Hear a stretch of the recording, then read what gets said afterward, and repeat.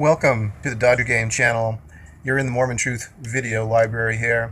In these Mormon Truth videos, I'm trying to bring to light LDS history and current theological and freedom-related issues. So, today we're approaching Memorial Day, and I've decided to put the Book of Mormon style Secret Combinations Unveiled video on Corporate Governance Network here on some natural herbal speed here through the editing process, and then break it down into some smaller chunks so you can get a lot more information more quickly. This video is filled with really important information for people who are in and not necessarily in the church and value their freedom. So let's get into the rapid fire information here associating secret societies, secret combinations warned of in the Book of Mormon and shown in our day, and see the actual documentation through special government reports in material gleaned from another very well done presentation whose work you may want to check out in full after seeing what you see here in these segments.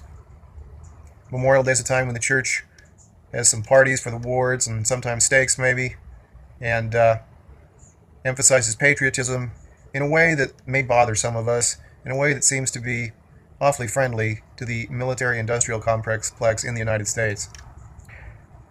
Let's see if we can find the links that make things make sense. Here we go. Well, we just had conference, and I don't know about you, but for me, probably for a lot of people, I've tended to ask myself, well, what can I take home from conference? What can I apply to my life? What great truths should I try and glean from this investment in my time?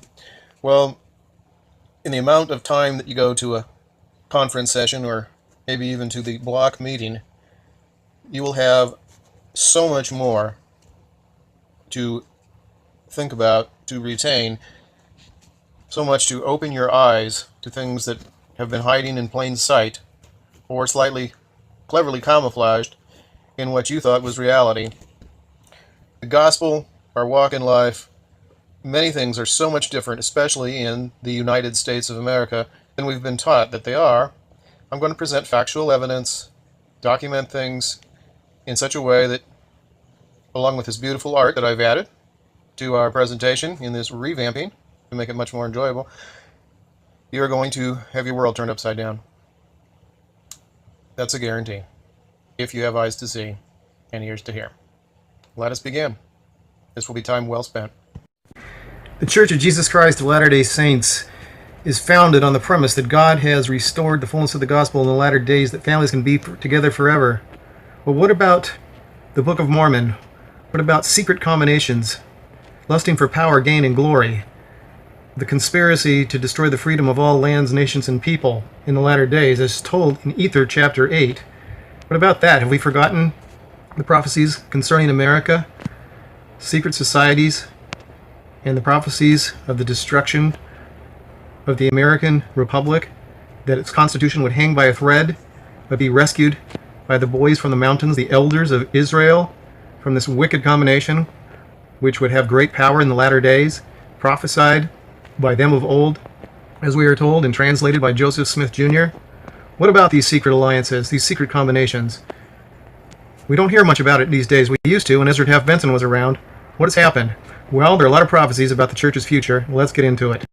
So let's start off with one of the articles of faith, which goes something like this. We believe that Zion will be established here upon the American continent. The belief goes on to state that we expect the prophet to tell us it is time to go back to Jackson County, Missouri, where Zion was beginning to be developed by the saints before they were driven out by the Missourians, who didn't appreciate some of the doctrine which involved sweeping them off the land so it would only belong to the saints. So people have been waiting for 180 years or so for that call to return to Jackson County, to build up Zion, to wait for the return of the lost 10 tribes from the land of the north, and the return of Jesus Christ to rule and reign, and the city of Enoch to come down and join the saints. Are you one of the many saints who is waiting for that prophet's call and have the spare pair of hiking boots ready to go Now, since we're dealing with fact and we're going to document things visually and so forth, it should be pretty straightforward as far as comprehending what's going on. If you're LDS, you probably believe you have the gift of discernment through the Holy Ghost. That would be especially important when trying to notice what, say, Mormon Next Door film is saying when she presents, a cursive letter for a few seconds and says it's evidence supporting whatever she was saying. We don't know what it says in the letter. We have no idea, but it appears as some sort of evidence visually. What we're going to do is examine fact. So it shouldn't be too rough. Even if you're having a rough day spiritually, it's kind of like 2 + 2 still equals 4, even on a rough day. I think you can figure this one out. Auditor General of the United States said during this interview, "The big lie. The government is not the corporation, I assure you."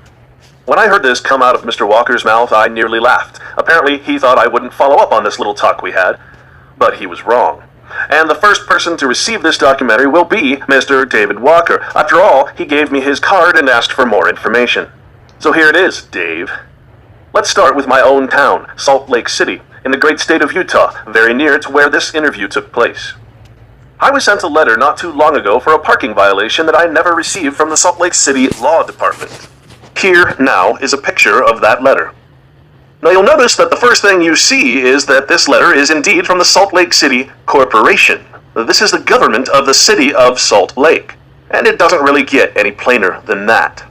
Now, in the first paragraph, it states that I am in default on the debt which I owe to the Salt Lake City Corporation, which they have cleverly nicknamed the City for outstanding parking fines. The city, meaning the corporation or municipality, acting on behalf of the city, demands that I pay the entire amount due, plus what I'm assuming is a late fee no later than 10 days from the date of this letter. And as we read on, after numerous threats of retaliation, the confiscation or theft of my vehicle, and a negative ding on my credit rating, the Salt Lake City Corporation actually has the nerve to tell me to please govern myself accordingly. Then, they tell me that I can't pay this bill in cash, and that I'm supposed to make my check payable to the Salt Lake City Corporation. Now, if you don't comprehend the tyrannical, corporate fascist nature of this threatening letter, perhaps this will help. When I did a search on the internet for information on the Salt Lake City Corporation, this page came up in the results. And there in the description section it states, the Salt Lake City Corporation is a private company, categorized under fire protection, local government, and located in Salt Lake City, Utah. So my city government is a private corporation? Not public, but private? Translation, the former Comptroller General lied through his bold, crooked, smiling face. Further down in the description box, it states that the location type for the Salt Lake City Corporation is a branch. A branch? Trees have branches, all connected to one large trunk. But wait a minute, what other businesses have branches? How about banks? I bank with Wells Fargo at one of their local banking branches. This simply means that this is one of hundreds of sub-corporate hubs which all link to the mother corporation, or the tree trunk, that is Wells Fargo Bank, the main corporation. And in truth, Wells Fargo Bank is probably connected to another mother corporation. Does this mean that the Salt Lake City Police Department is owned by a private company, considering the reference to the Salt Lake City Corporation's law department? Have our police become nothing more than corporate security, there to protect and serve the corporate interests of the city and state? The real question is, how can a government be a branch of another corporation? Is Salt Lake City just a sub-corporate hub under another larger corporation? Well, needless to say, this really threw me for a loop, and so I decided to look at other governments within the great state of Utah. And I found something very interesting. Here is an official website for the United States District Court for the state of Utah. The problem is, it doesn't refer to Utah as a state. Instead, it recognizes Utah only as a district. So I'm going to suggest that we've been conditioned to shut off critical thinking, to turn off information when it doesn't seem to mesh with the way we see the world, or certain beliefs that we have been conditioned to believe we must protect. I'm going to urge you that if you get that urge during this video, for any reason, do not turn it off. Watch it in its entirety, whether you have to do it at different intervals or not. When you get to the end, you are going to know important things. It is going to make a lot of sense. It may not be pleasant to know some of these things, but it is going to be eye-opening. It really is. In the church, we've been conditioned to accept things on faith. We've been conditioned to accept things at face value in the media, on the news, in education, and at church. We have to start asking ourselves questions, using our critical thinking or analysis. Now, if you live in Salt Lake City and you're returning to Jackson County, we know that it took the Saints months to walk that distance, several months. Okay, if you're going like 17 miles a day, 6 days a week, that's 100 miles a week. So if it's about 1,500 miles, do the math there. You've got 15 weeks. That's almost 3.5 months, 4 months to get from Salt Lake to Jackson County, Missouri, if you were walking. Now, if you were, let's say, in Orange County, California, we've done videos on Mormon Next Door about the polygamy story, and as we look at the facts, we find out that, well, primary source documents show a much different story than what's passed off on people, just like several other things in the history of the nation and of the world. So if you were in Orange County, it would take you about 2 months to walk to Salt Lake, plus another 3 months or 4 months to walk to Jackson County, Missouri. What if you were in Buenos Aires, Argentina? Well, then at that pace, you're taking over 2 years to walk there. At some point, we look at this and we say, this doesn't really work out too well, especially if you've been, converted to the gospel and the church in, southern Argentina or Chile or Cape Town, South Africa. So when our story has to adapt in order to remain believable, does that bring into question if it was true in the first place? Is this a problem with rational thinking? We can see this in the Jehovah's Witnesses. They said only 144,000 people were going to be exalted, we'll use that term, saved, go to heaven. Well, then they reached 144,000. It wasn't going to help their missionary effort any to continue with this story. So now you've got the heaven on earth people with an unlimited number of eligibility, or at least unlimited enough to not be a problem for missionary work. The story has to change because when we do some rational thinking, there are problems. We're going to look at some historical events in the same light, in the same way, use our ability to think. So, I'm going to blow the lid off some of the LDS view of the history of America and the projected and past history of America from the LDS viewpoint, traditional viewpoint. And this all is part of my deconstructing reality to find everything is what it isn't. Is that an Alice in Wonderland quote? Anyway, so I'm going to present some heavy-duty evidence here that even people that have studied the secret combinations, secret society network and so forth in America and the world, after reading about hints of things about that in the Book of Mormon, especially Ether chapter 8, I'm going to discuss or share some things. Actually, much of it's a presentation from someone else, and I've taken some highlights out of it, which is information that probably less than 1% of the non-elite population have. So this is going to be pretty amazing and it's going to be worthwhile. And I'm going to mix in a little history here. So a little bit of my story, maybe just a little bit of perspective. So, if you have the traditional, Mormon view, that's one thing. You'll probably relate a little bit more. If you are one of the newer, more liberal people that are kind of blowing off a lot of the traditional conservatism of the constitutional republic and manifest destiny type of take on things, stay with me anyway. This is amazing stuff. So there's going to be a lot of factual information presented, physical evidence. This isn't like theory, okay? Joseph Smith said that the Book of Mormon was the keystone of our religion and the most correct book on earth. This most correct book on earth states that the downfall of two great American civilizations came as a result of secret conspiracies whose desire was to overthrow the freedom of the people. And they have caused the destruction of this people of whom I am now speaking, says Moroni, and also the destruction of the people of Nephi. Now, undoubtedly, Moroni could have pointed out many factors that led to the destruction of the people.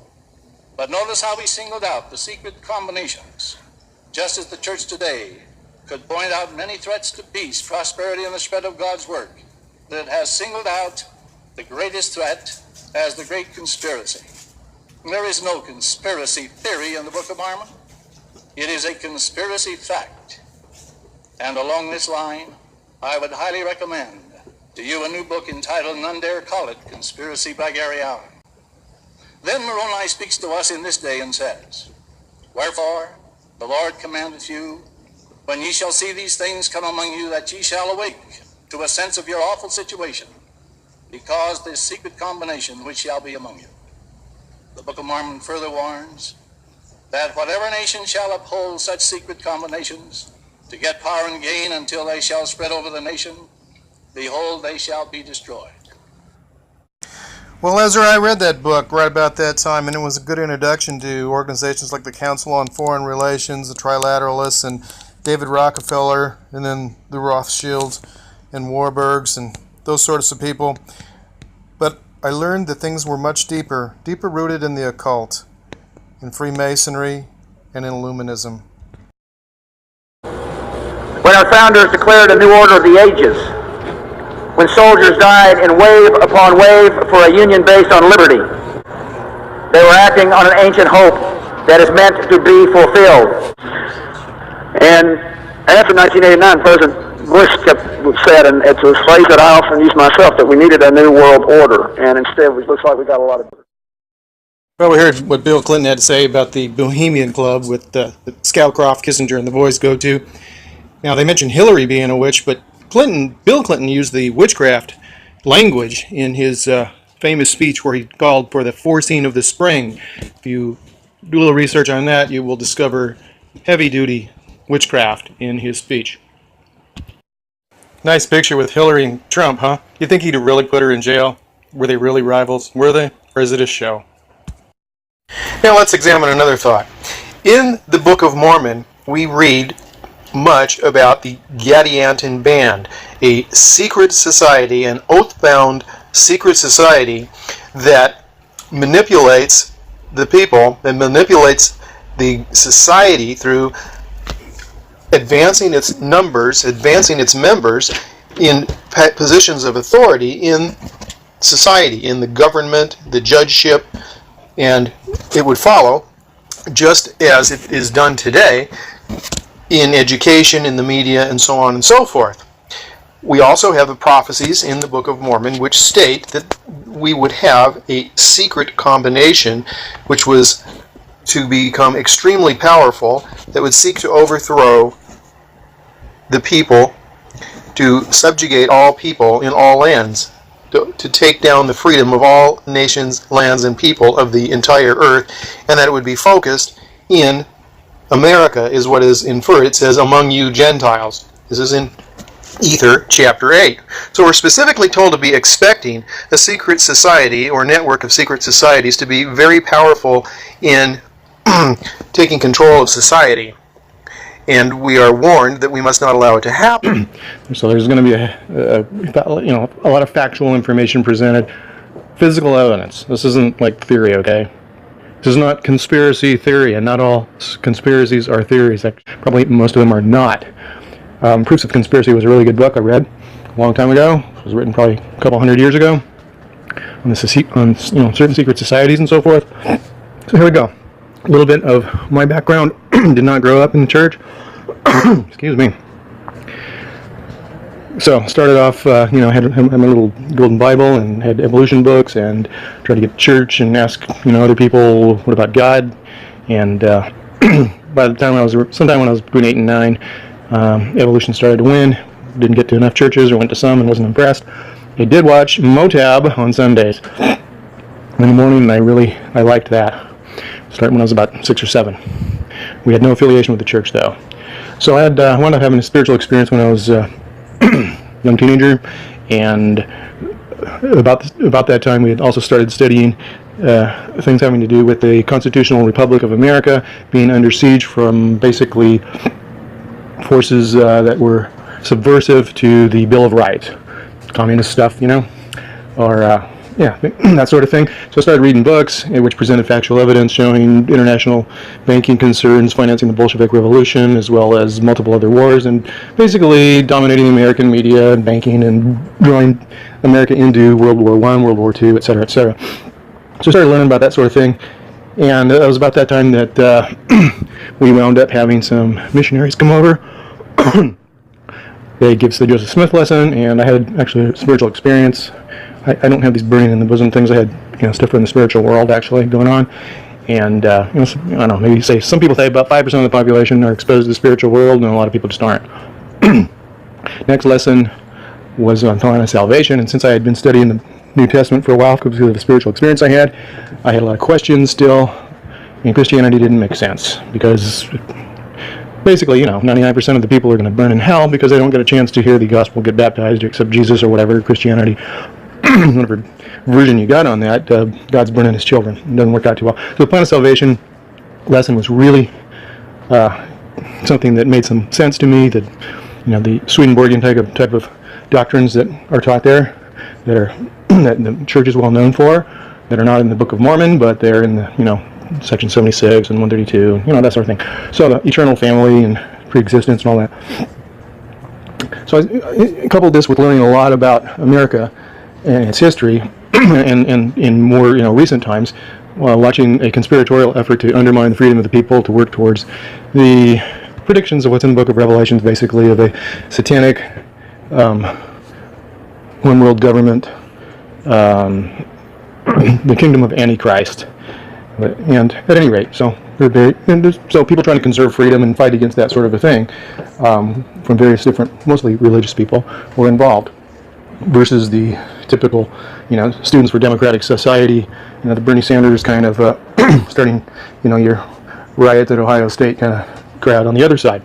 So we learned a lot of things, and I learned about group persuasion, coercive persuasion, sometimes called groupthink or other names, and the tactics used by the media and in the so-called educational system to manipulate people. And we read a lot of books, a lot of books about constitutional republic stuff, and I also started reading stuff, the prophecies in the church, and many people probably noticed those things, like Ether chapter 8 about the secret combination that would be working to destroy the freedom of the Gentiles here and of all nations, subjugate everyone under a tyrannical world government of Satanism. Basically, it's in the Book of Mormon, it's basically in the Book of Revelations. So now we're going to head to the scriptures revealed to Joseph Smith in the Book of Mormon and the Book of Moses, and see what the scriptures have to say about secret societies or secret combinations of old, how they got started. Here we have a photograph of the Skull and Bones Society, a modern day secret society. You'll see the logo up close on GW's ring in a moment. Skull and Bones, the 322 probably stands for the equinox, where human sacrifice is known to occur. And we've got 3 generations of the Bushes: Prescott Bush, George Herbert Walker Bush, and George W. Bush. All are bonesmen. The Skull and Bones Society is located, or it finds its home at Yale University. It's set up by the Russell Trust. The Russell family is one of those families that are considered by those who study these things one of the Illuminati bloodlines. They have had great influence on society. And Charles Taze Russell, who set up the Watchtower Bible and Tract Society, also known as the Jehovah's Witnesses, is a member of that family as well. They seem to be big in multiple areas. What a surprise. Charles Taze Russell was a high-ranking Freemason, at least the 32nd degree, probably 33rd. He was an occultist. He set up the J-Dubs. Just like Ellen Gould White, who was head of the Seventh-day Adventists, was deeply into the occult, into Theosophy, which was founded by Madame Blavatsky and head of the Lucifer Trust. The Lucifer Trust was renamed the Lucis Trust. The Lucis Trust, a little more palatable for society to accept, where it has its own special room there at the United Nations building, headquarters there in New York, which land, of course, was donated by the Rockefeller family, very deeply into the occult. David Rockefeller was head of the Council on Foreign Relations, and I believe he actually founded the Trilateral Commission, probably the Organization of American States, and many other things. He was in the Committee of 300, heavy-duty occultist and architect of the New World Order. There's just so many rabbit holes to go down on this because everything is linked together in this network of secret societies, of families in certain bloodlines especially, that seem to be in power throughout the ages in the occult traditions. Continuing on the occult and religion common ground here, we can mention, well, the gal who started Christian Science. I don't know much about her, but her husband was a Freemason. L. Ron Hubbard, I believe, was a Freemason. He was a disciple of Aleister Crowley, known as the most wicked man on earth, who was, of course, a Freemason. And he was head of the LA area Order Templo Orientis, very satanic group. Benjamin Franklin was a head of a chapter of that, or a lodge, I suppose, in France, I believe. And Crowley was a horrendous Satanist. We're not going to talk about the things he did, but he seemed to have these disciples that, so L. Ron Hubbard founded Scientology. And so he was deeply into the occult. He even said for his revelation things, he was using automatic writing and, various other occult methods. LA is a hotbed for Satanism, San Bernardino as well.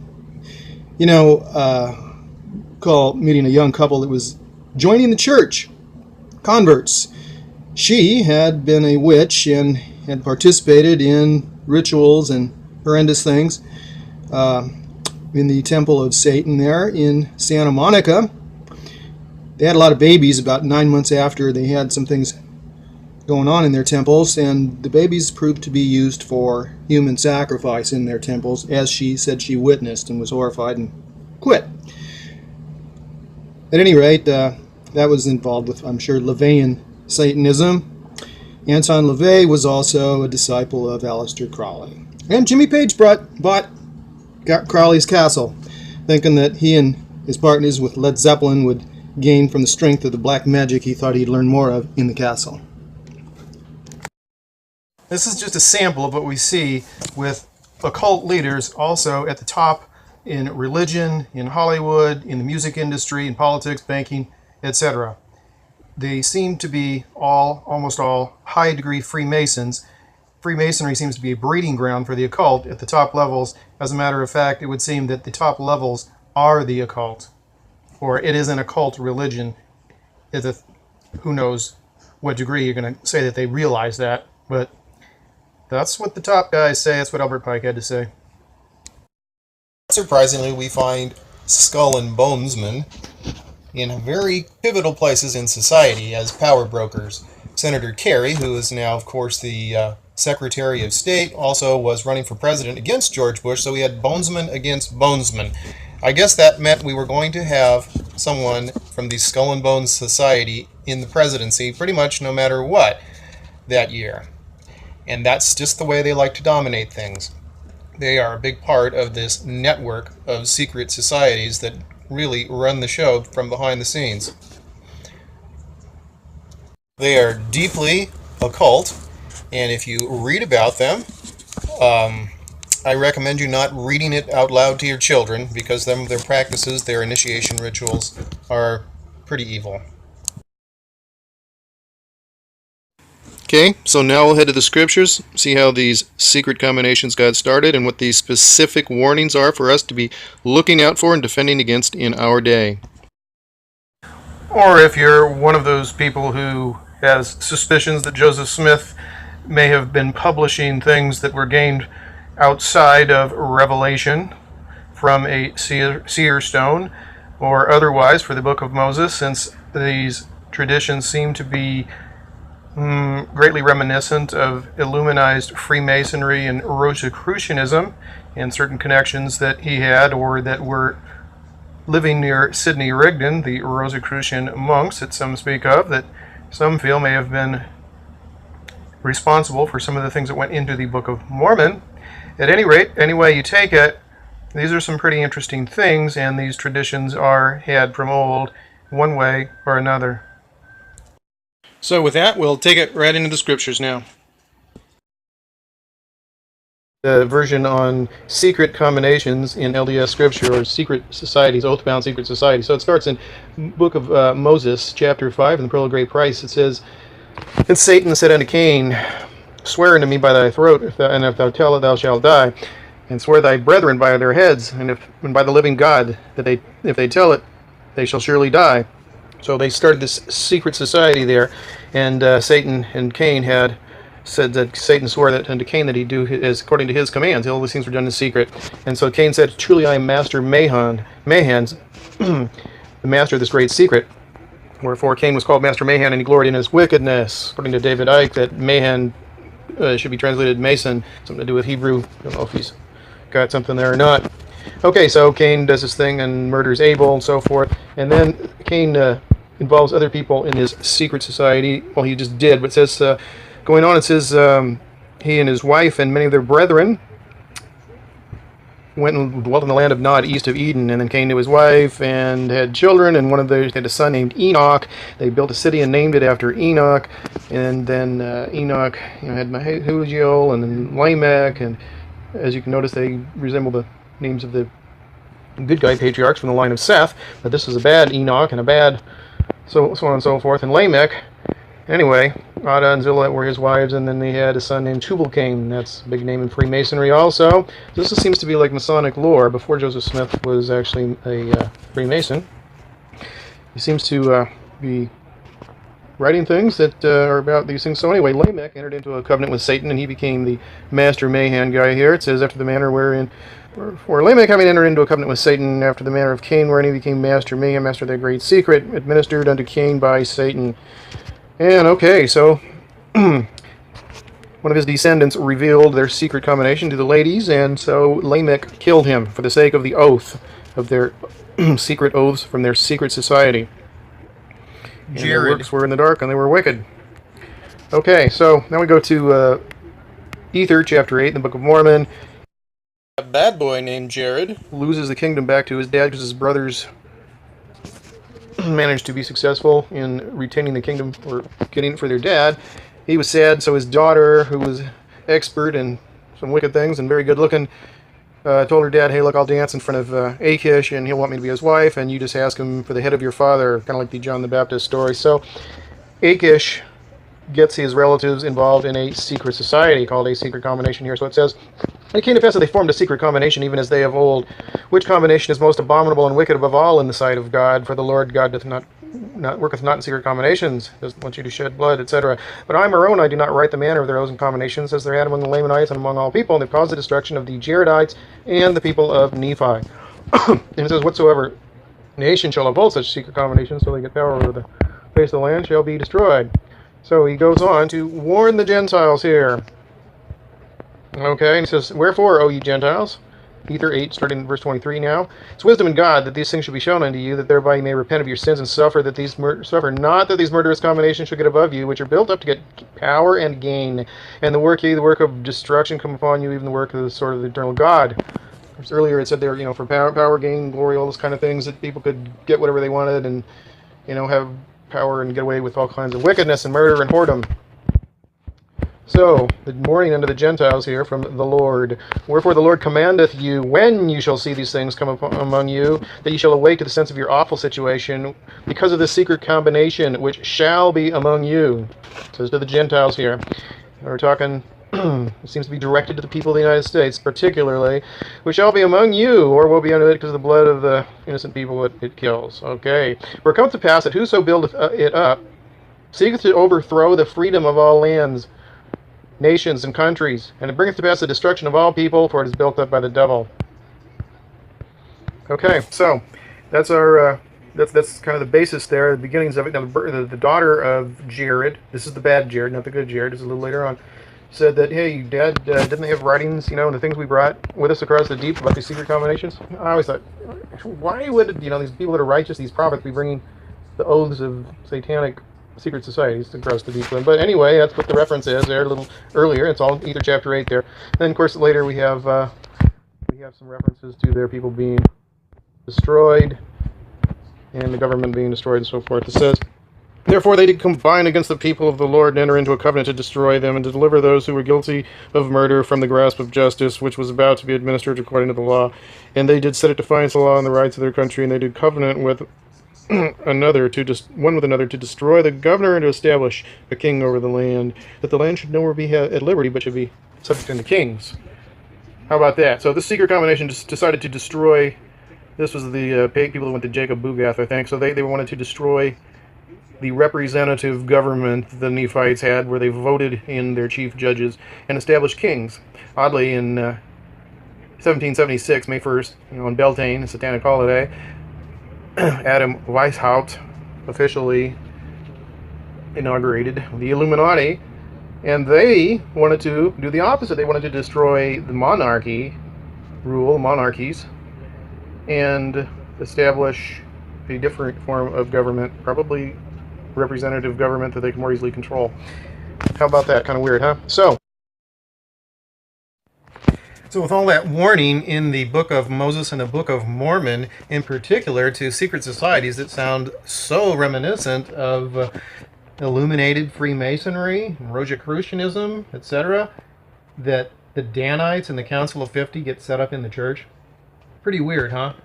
Oath-bound secret societies, which it says the Lord worketh not in secret societies or secret combinations. So those are some pretty puzzling things. And then when we see the activities of the brethren and the handshakes they give to the president and vice president and some of the other folks in religion and politics doing the same thing, it kind of tells us something, doesn't it?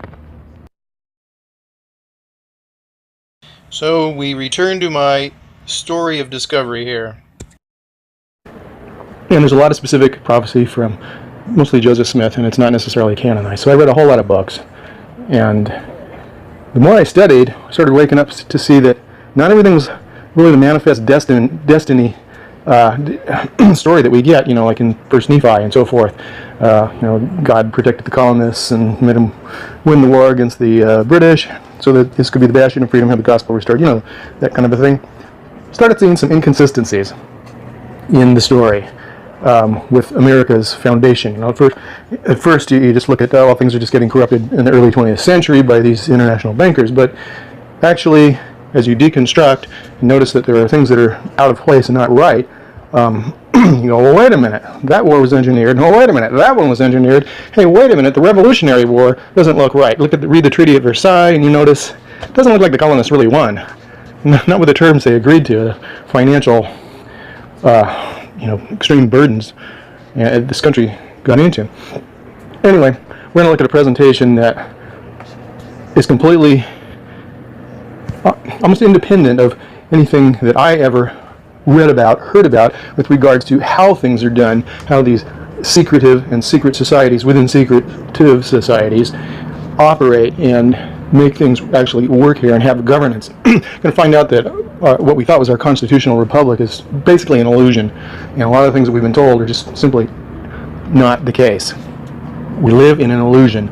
So pretty much with that, I'm going to start to open up the floodgates of information here on how things are actually financially controlled in the physical, legal, financial world here in the United States in particular, and how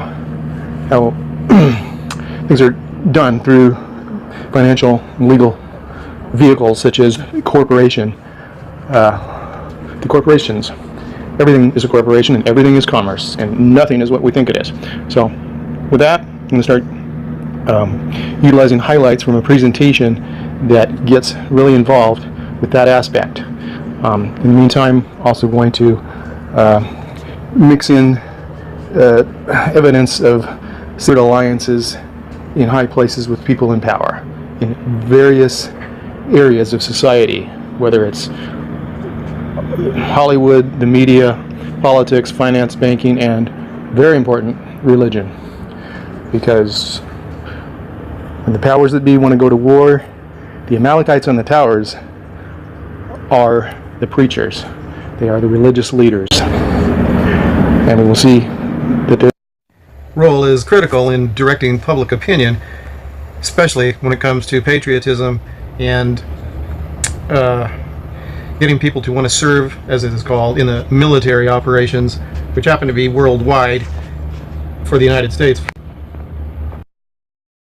So, when I was a young person, a teenager, I began studying these things, and I noticed that certain secret societies seemed to be highly influential in guiding other organizations, NGOs, non-governmental organizations, NGOs like the CFR, into determining foreign policy and causing these things to happen, causing these wars to happen, and seem to have a great effect on what was done in government, whether it be in the Democrat or the Republican parties.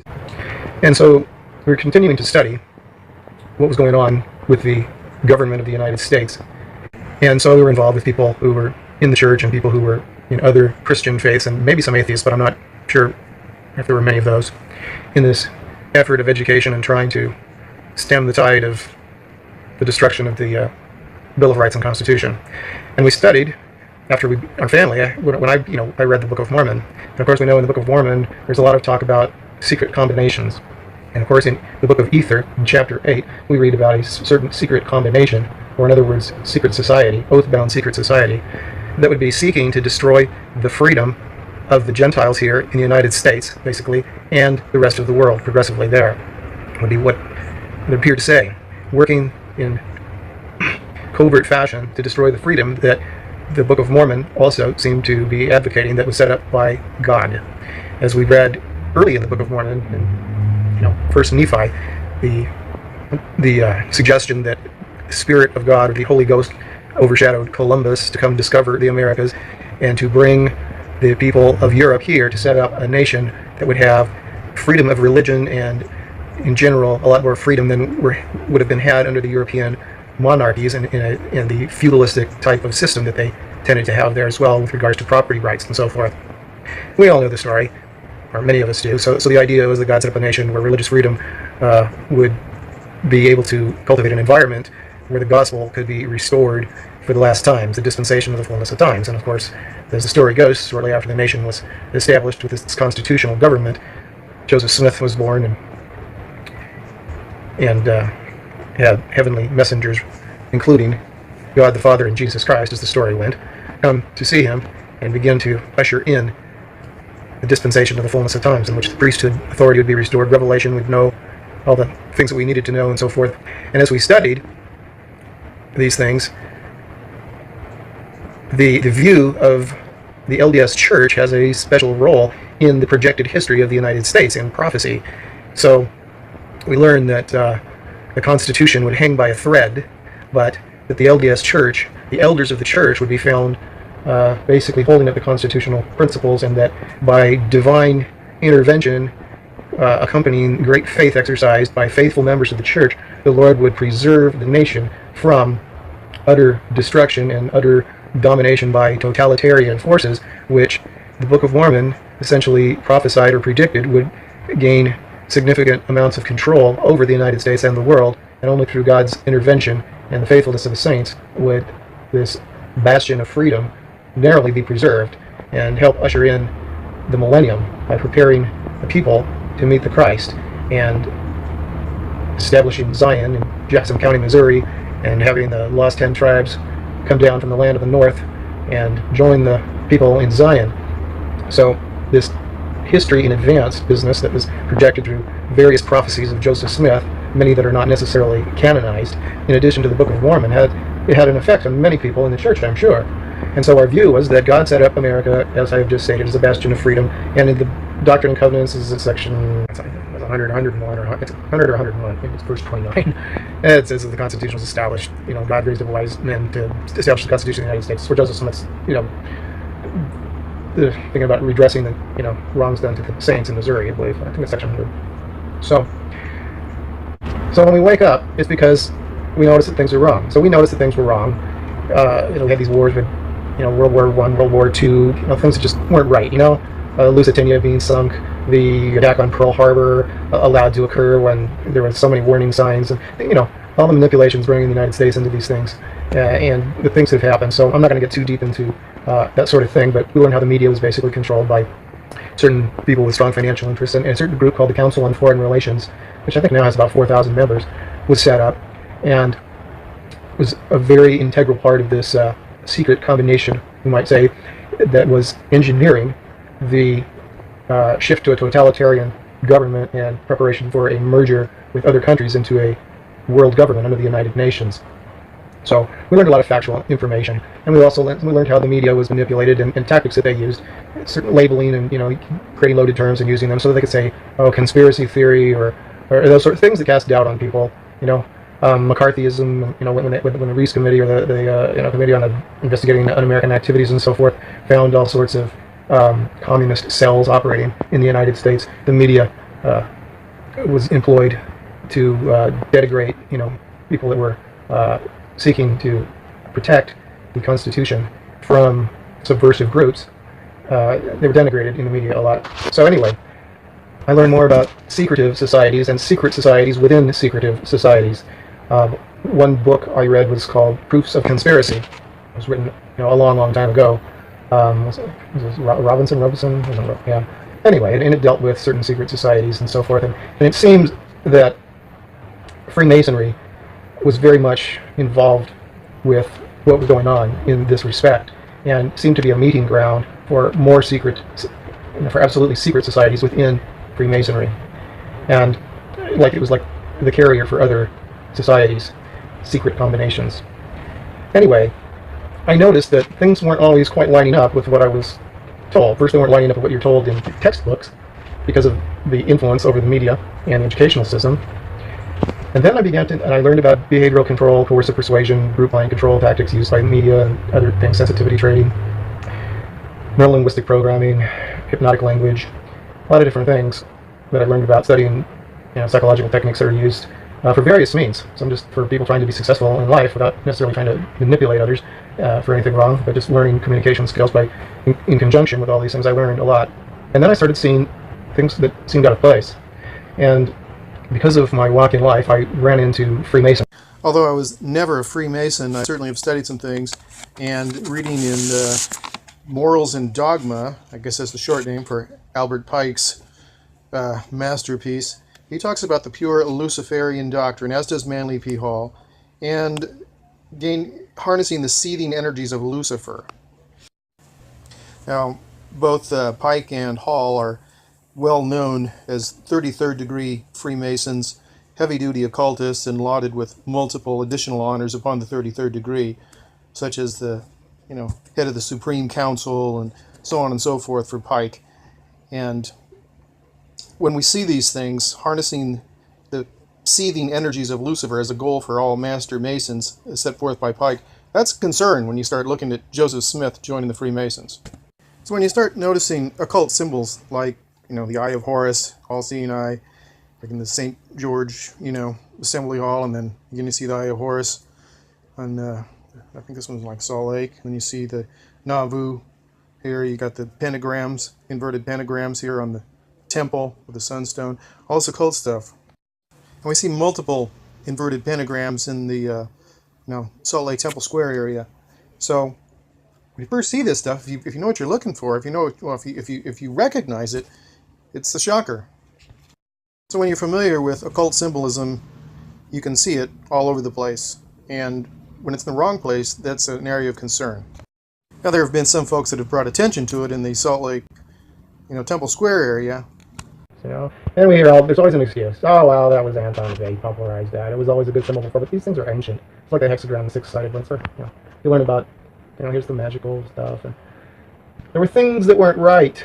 The Jupiter Talisman that belonged to Joseph Smith, the 13 spires on every bigger spire. Anyway, there were things, and then you look and you see all these leaders of religion. They're all cultists, Why? Okay, like I said, there's a Jupiter Talisman, a magical talisman that Joseph Smith carried with him and had when he died. And there's Ellen Gould White from SDA, and she was involved with the occultists, like Theosophy, like Blavatsky and all those people that you learn about the Lucifer Trust, and Charles Taze Russell, starting the Jehovah's Witnesses, and then everybody likes to talk about Joseph Smith, in Freemasonry. And I think a lot of the things that they say about him are a little bit overblown as far as, I'm not convinced he was 33rd degree Freemason. He was in the York Rite, not the Scottish Rite. He was, they talk about the Sublime Degree. Well, that's also associated with just Master Mason, I think, in the York Rite. So I try to really document things to be factual, but here he's got the obelisk, they got the, the Russell's got the pyramid, White's got the all these people, Billy Graham, Oral Roberts, all these people. There's Charles Taze Russell, Jehovah's Witnesses, heavy-duty occultists, high-degree Freemason also. And we just see these occult things. Here we go. There's Robert Schuller on the right, just look at Gorbachev and look at look what they're doing there.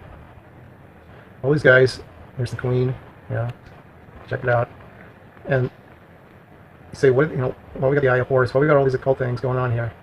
What are these guys doing? Look at what they're doing in front of too here, okay? So, you see these top level leaders in politics and religion, and they're all, doing things that don't look right. Okay, yeah, so this is, what's that, Scowcroft? There's Bush, Dan Quayle, throwing the horns, just like Bush, and just like Cheney, and then now here's Cheney, and for Hinckley, and check out the handshake. What's going on here? These are these things that you look and go, wait, what the heck? Now, wait a minute. Here's Monson and Bush, and wait a minute, check this out. What's going on here? Well, what's Obama doing? Well, these guys are involved with the secret combinations. The Book of Mormon tells us that that's going to be the case. If you believe the Book of Mormon, for any reason, you may be somebody who believes that Joseph Smith's a prophet. You may not be. There's Bill Clinton. Now the idea is to make this clear what's going on. That's a satanic salute. They call it the horns. There's Hillary doing it. You see this at rock concerts where there's Satanism involved. There's Hillary again with the casual move with Obama. There's Obama doing it. Got all these presidents doing it. There's Bush. Bush again. Bush again. Bush again. Bush's whole family throws the satanic horns. There's his daughter. Now we're going to see his wife. A couple shots there. Even his mother. There's Mother Bush. We don't have George Sr. Okay, I'm going to recant on that Mother Bush thing as I take a closer look at that.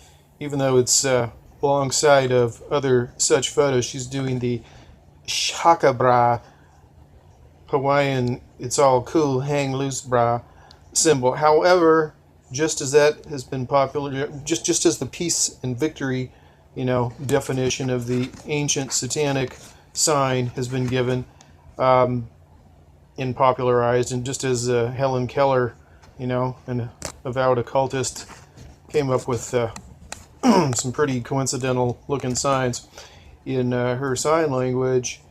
Who knows about the chakra bra? It's probably got some evil background as well, been popularized as first the victory and peace sign were, which also the written substitute for that would be the Nero cross, which is always used in Satanism since ancient times. So we'll remain suspicious on that, but at least clear her of throwing the horns. How's that? For fair. There's Obama. So they're all flashing the satanic salute. Now here's Michelle Obama. Check her left hand out. It's kind of hiding underneath there, and we got the blow up underneath Barack of her hand to make it easier seen. She's doing that for a magazine cover, Vogue magazine. Now we got her on ebony, and you can see she's doing the Illuminati triangle there. She's doing it again here for Reader's Digest. This isn't by accident. There's Obama again, 2 other shots of him. These people are in a satanic organization, or groups of satanic organizations, these secret societies. Okay? It should be pretty obvious. We've seen Presidents Reagan, Clinton, Clinton's wife, Obama, George Bush, Bush's whole family. We'll show the Prince on here, various people from Hollywood throwing various other Illuminati signs, the 666 that, Joel Osteen, the preacher, you can see him doing that. You can see, Trump does it all the time. There are, multiple signals that these people use, but, it's not coincidence. You've seen all these leaders using a satanic salute. Here's televangelist Benny Hinn. He's made millions marketing Jesus. Pat Robertson doing it too. Before, the what was called the victory sign and the peace sign was popularized, that's long been a satanic salute. But it seems the horns have become more popular in recent years, maybe since about the 80s, at the heavy metal concerts, I think, is probably where that really got introduced more. However, what we see is these people, they're all networked. They're showing us, we saw George Bush's Skull and Bones ring, and we will hear him later. We'll hear Bush Sr. and Bush Jr. announcing the New World Order. Bush Jr. calls it the New Order of the Ages. They both refer to it as something that's been long awaited from ancient times. rather interesting to hear what these guys say. I mean, it should be pretty clear that there's something going on here. If we look here at the Beatles' yellow submarine photo, we showed them doing the 666 and the horns. What's that tell us? This has been around a while. They were used to introduce more drug culture. Their lyrics were mostly probably written by Tavistock, human behavior scientists, to affect change. And it wasn't good. And John Lennon knows that, and he's spoken out. But he's dead now.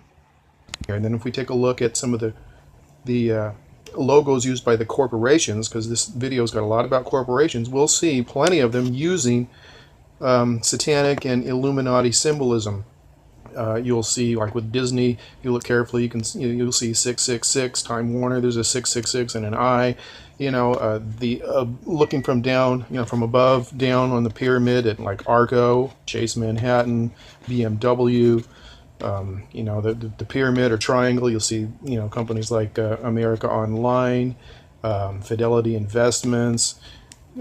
Time after time, you'll see it. Those are some of the more obvious ones. Sometimes it's more cleverly hidden.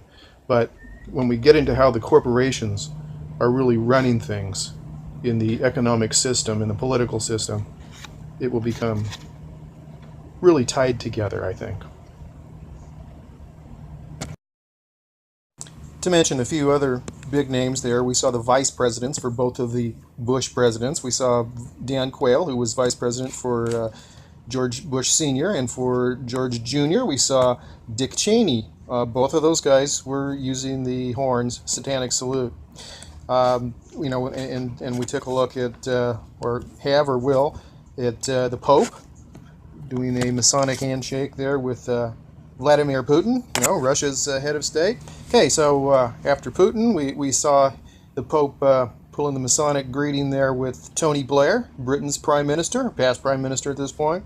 We saw the Queen doing her Masonic greeting with I don't even know who that was, embarrassed to say. We saw the Pope throwing the horns with his red cape on. We saw the Prince throwing the horns. We've seen Masonic greetings from Gordon B. Hinckley with Dick Cheney in a handshake, and also with Thomas Monson and George Bush, heads of the church and heads of state. And did you know these guys were Masons? I didn't know that,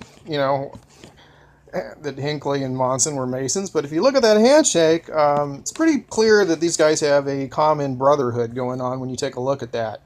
So there's, there were some celebrities we saw using various Illuminati signs, whether it's, throwing the horns or doing the all-seeing eye or the 666. They're all throwing their signs out there. These people are linked together. That's why you see them move from the top of, one field of profession to another, from, acting to politics or something of that nature. It's just, of course, Cheney, so he was also head of Halliburton. When he's vice president, he was not. He'd stepped down, but he owned millions of dollars of Halliburton stock, and Halliburton, of course, went in to rebuild the infrastructure in Iraq. What a coincidence again, right? I bet that was profitable. So, as I said earlier, there are apologists that try to explain things away, one little item at a time or something, but, taken as a whole, it's well beyond coincidence that you see these folks using the Masonic greetings and flashing the satanic signs, power broker after power broker doing it. It's pretty clear that it's well beyond coincidence, as well as the symbols that we see embedded in church architecture and so forth. Now, if this is the first time you've noticed this sort of thing, it can be pretty shocking, and I'm aware of that. I've experienced it myself. You say, wait a minute, no, that's not possible. This is the prophet of the Lord. That's got to be a mistake. Maybe somebody photoshopped it. Well, we're going to look at some other things as well. We're not done yet, and we're going to see what these people actually do to assist one another in the agenda that they're all apparently working for. Of course, this isn't intended to be a course on recognizing occult or Illuminati symbolism. Some people are going to be well acquainted with this already. Other people are going to be still brainwashed from Fox News and think it's some sort of theory. There's plenty of material available to find your own evidence on this. David Icke, Greatest Secret, you can find that on Sacred Texts for free, just to read it. There are some offensive words occasionally, though. Not a lot, but occasionally. So what you are able to see here is it's beyond coincidence that all these political, religious, and other leaders, celebrities are using satanic signs, hand signs to each other, and exchanging Masonic grips, especially in situations that seem really bizarre if you're not up on the fact that these guys are actually interconnected, networked. So, taking a look at just some of the corporate logos really quickly here before we get into the documentation on what's going on in the corporate world, which is pretty foolproof. So here in the symbols, just so you can recognize some things, learn to look for the 666, look for the the Eye of Horus, and pyramid and triangle, those sort of things, and you'll find a lot of them. And in some of them, like the 666, tend to be cleverly concealed. The pyramid and that sort of a thing, no, it's kind of out in the open because we're used to seeing it on the dollar bill, even though it is basically the Illuminati's logo. So, and if you read up on the dollar bill business, sure, there are folks that make excuses, try to make it sound like it's A-okay, but it does say basically introducing the conception of or announcing the conception of the new order of the ages is essentially what the Latin means. If you look it up, what's on the back of the dollar bill, and you will hear George Bush announcing the new order of the ages, just exactly as it says back there. Something that had been sought for long, for ages. And if you listen to these guys, listen to the Bushes, they're obviously talking about some ancient order that they're involved with. It's pretty clear. All this should be enough to at least wake you up to the fact that there's really something going on, and it's not like you've been told in Sunday school or on Fox News, and certainly not what you've been told on CNN.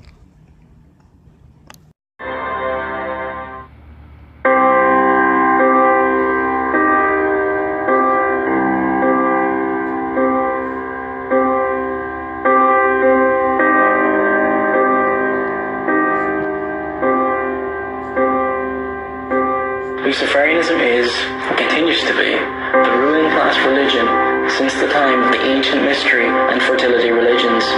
And Lucifer is exalted. These mystery religions have continued today in Freemasonry, Skull and Bones, and through also the Jesuits and the Catholic Church. But it is also in almost every aspect of society. So much so that someone sold into the spiritual blindness offered by the Luciferian philosophy in its many forms will not even notice this happening.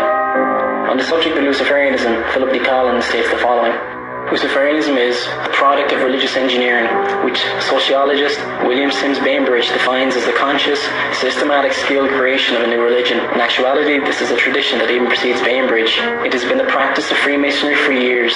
It was also the practice of Masonry's religious and philosophical progenitors, the ancient pagan mystery cults. The inner doctrines of the Mesopotamian secret societies provided the theological foundations for the Christian and Judaic heresies, Kabbalism.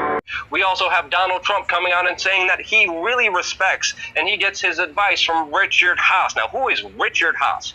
Richard Haass is the president of the Council on Foreign Relations. He is a well-known Bilderberg member. He has served George H.W. Bush and George W. Bush when they were in power. And according to Richard Haass's spokesperson, Richard Haass briefed Trump on foreign policy in August of 2015. And now Trump is saying on national television that he really respects Richard Haass, that he gets his advice from this man who is the president of the Council on Foreign Relations, which many people say is the nation's most influential foreign policy think tank group in the United States. This is what Dick Cheney had to say about this quasi-secret society. Council on Foreign Relations, as Pete mentioned, I've been a member for a long time and was actually a director for some period of time.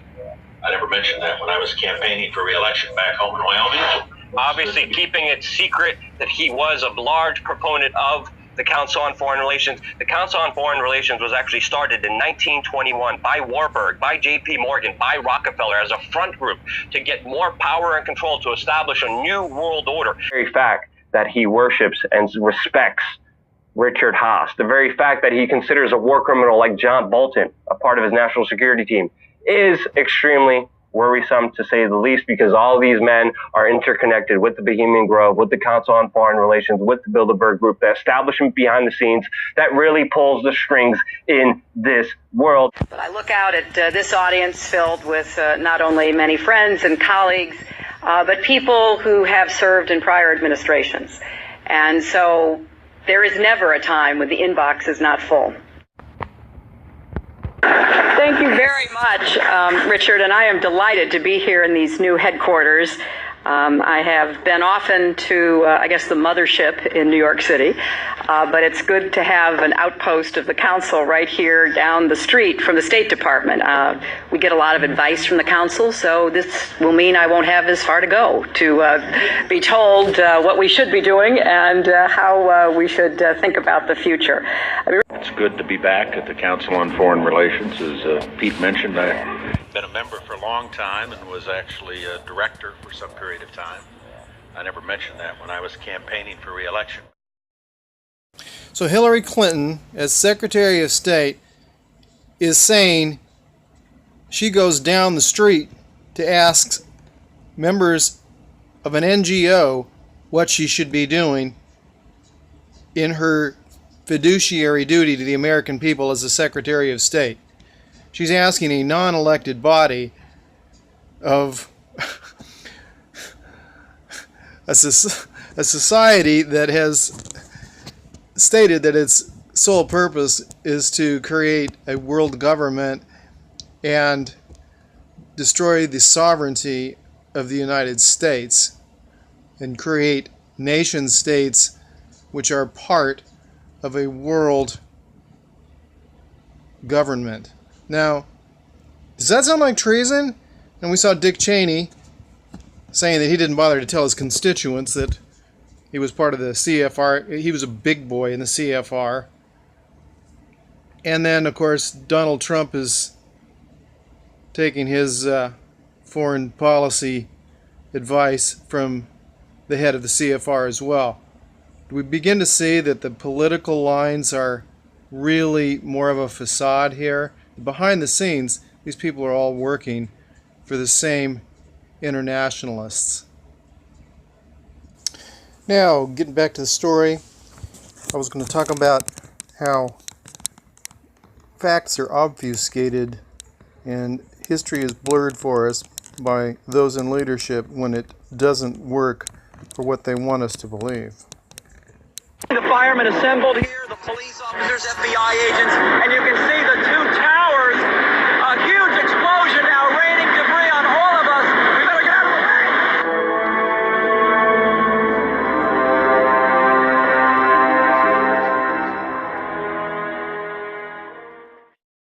Let me give a little quick example of how that type of thing works. For instance, I was in an elders quorum meeting once, and the quorum president was teaching a lesson, and he wasn't getting any answers for the question he asked. You know, he wanted to know something about Adam, so he asked me. Branch president was there too, and he said, "Tell me something about Adam." And I said, "Well, Brigham Young taught that he was God, which happens to be a fact if you've read the Adam God doctrine."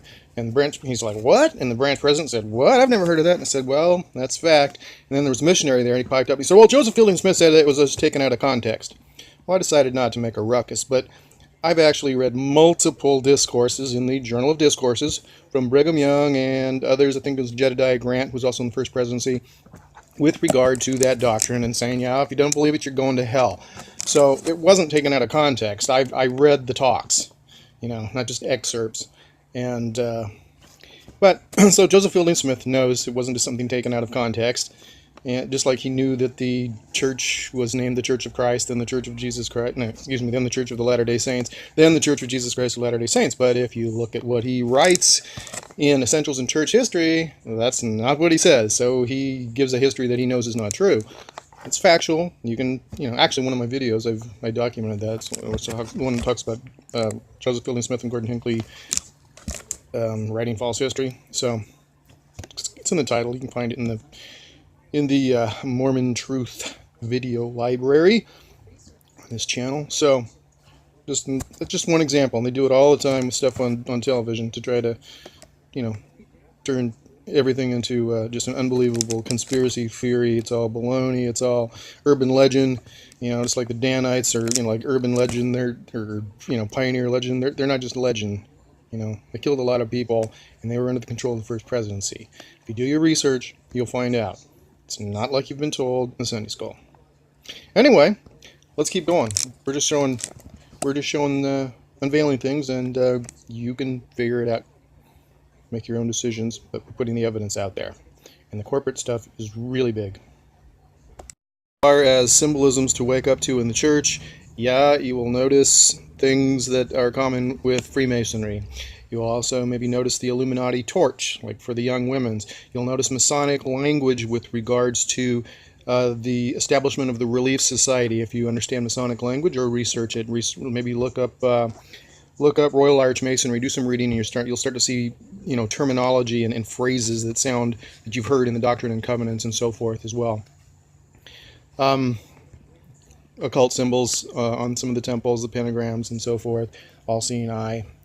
And you'll hear some, like I said, there are apologists, there are people that try to cover it up, and explain it away. Same thing they do on television. They'll give you a little bit a portion of the truth, say something about the Knights Templar or the Illuminati, and say, basically they'll turn them into an urban legend, give you a little bit of truth and put a spin on it.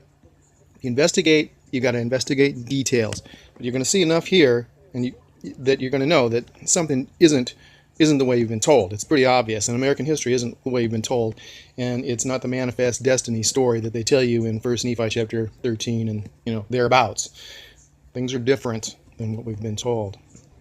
Okay, so just a couple more notes on how they kind of redefine history, and then we're getting into the corporate structure, the invisible government.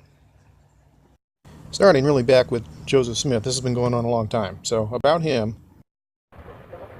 But he threw a lot of Masonic stuff in the Book of Mormon, and that's like a dozen years before he actually joined Freemasonry. But he was involved with the occult, very much so. Here's the seer stone that supposedly he saw the English words for the Egyptian on that in his hat. That's what his wife said. That's what Emma said. That's what her dad said. That's what David Whitmer said. That's what Martin Harris said. Oliver Cowdery just said he used the Urim and Thummim in the hat, which they called this sometimes the Urim and Thummim. They called the magic spectacles, which supposedly Moroni took back after the 116-page thing. And we see these pictures like Joseph Smith trying to figure out what the plates mean by looking at them. But everybody that worked with him, his wife and everybody said that's not what happened.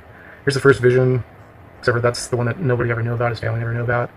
The father and son thing, that's not historically.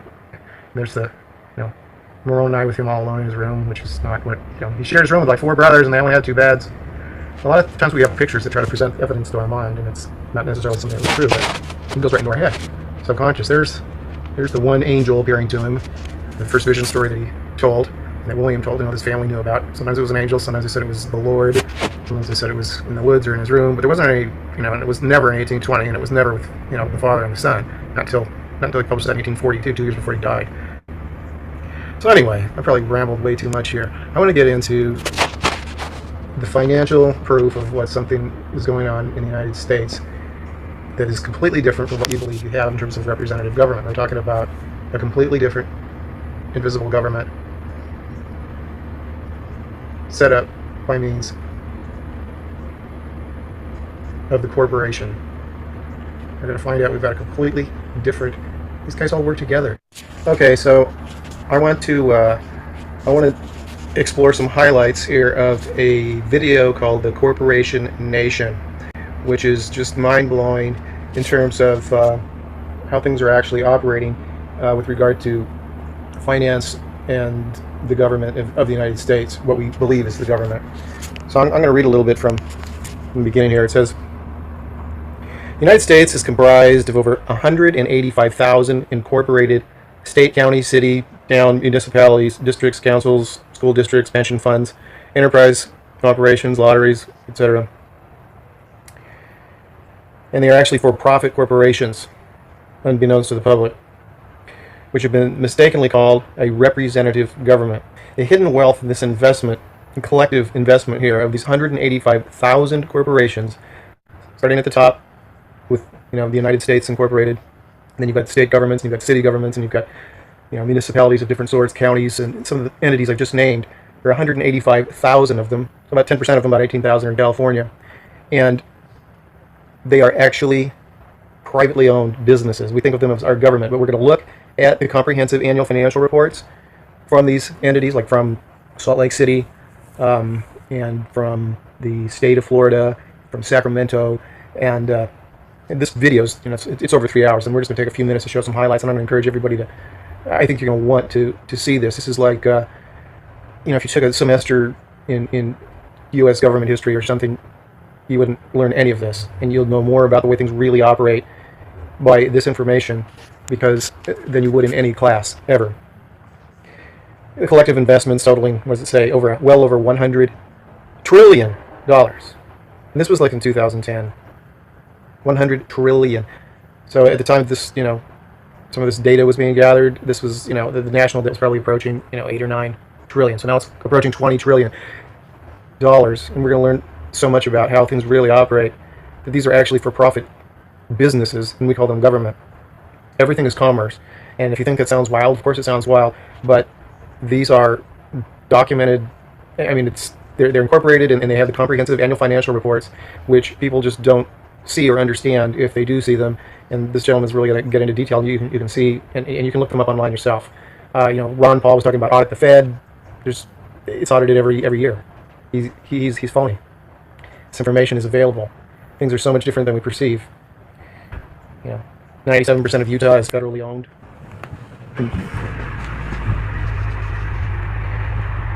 Okay, so the hidden wealth from this investment, we don't need to have a national debt. We don't need all sorts of issues. He's going to show how the Fortune 500 companies are basically, the majority of their stock is collectively owned within the networked group of these 185,000 government corporations, which are not owned by the people. They should be, but they're not. And the budget, all we see is, with their normal, what they collect from the people, but not with their investments made from what they saved and invested, and the control that is exercised by these over major corporations, because they elect the board of governors, the board of governors, the board of directors, because they own the majority of the stock, so they control everything, and it's just amazing. So it's a complete conflict of interest. It's a complete conflict of interest in everything. Things are not. It's an entirely another world. So I'm gonna go ahead and you can see what I've just got rolled in front of you a little bit here.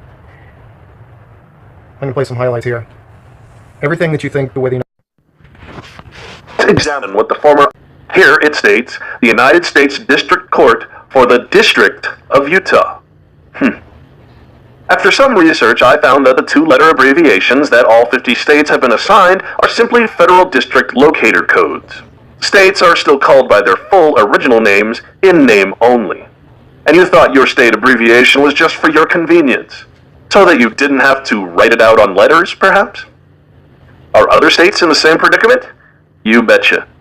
Here is the state constitution for the state of Ohio.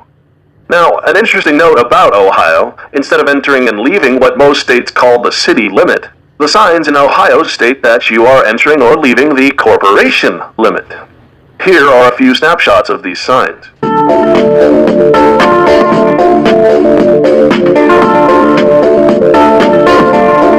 This one is especially interesting, a 40-year before and after shot. Notice that the sign has changed, and a new speed limit is now posted for entrance into the corporation known as Gambier. This is common as each corporation has different speed limits. It also ensures that certain percentages of taxpayers will be speeding once they cross the corporate line, and that means speeding tickets, and that, my friends, means corporate revenue. Back to the Ohio State Constitution. When I click on the link, Organization of Cities, etc., I get the following page. The General Assembly shall provide for the organization of cities and incorporated villages by general laws and restrict their power so as to prevent the abuse of such power. Now, the key word here is obviously incorporated, but also organization is a corporate term, just as businesses are organized and then reorganized in a bankruptcy. And just as the United States as a federal corporation has been reorganized more than one time in its history. In order to qualify this as true and break through the belief system set up by the corporate media, you may pause this video now and read this statement by Republican James Traffickett, which is in congressional record and was stated before he was thrown into jail. In Corporate Bankruptcy Code, Chapter 9 bankruptcies are allowed only for state municipalities. Chapter 9 bankruptcies are a form of corporate reorganization and not liquidation. So just what is a municipality? To get the answer to this, I went to a commonly used website named Wikipedia. Now, I don't usually use Wikipedia as a source, but in this case I made an exception. The information is well sourced and easily verifiable. A municipality, or municipal corporation, is the legal term for a local governing body, including but not necessarily limited to cities, counties, towns, townships, charter townships, villages, and boroughs, like the 5 boroughs which comprise New York City proper. Municipal incorporation occurs when such municipalities become self-governing corporate entities under the laws of the state or province in which they are located. Often, this event is marked by the award or declaration of a municipal charter from the state of incorporation. Let's take one of the largest states as an example. Do you live in California? If so, which corporation do you live in? There are 480 incorporated municipalities in California, of which 458 are called cities and 22 are called towns. Under California law, the terms city and town are explicitly interchangeable. See Government Code sections 34500 through 34504. So the name of a municipal corporation can either be city of blank or town of blank, regardless of its population. The term township is obsolete. The terms villages and borough have never been used in California. Here's an alphabetical list, and I'll bet that you find your own city or town. Notice that the left-hand column lists the city or municipality, the middle column lists the county where that municipality is housed, which is a totally separate corporate entity with its own local, national, and international investments and enterprise operations that must also file a comprehensive annual financial report every end of business year. And the right-hand column shows the date of incorporation for the city or municipality, some going more than a century back in history.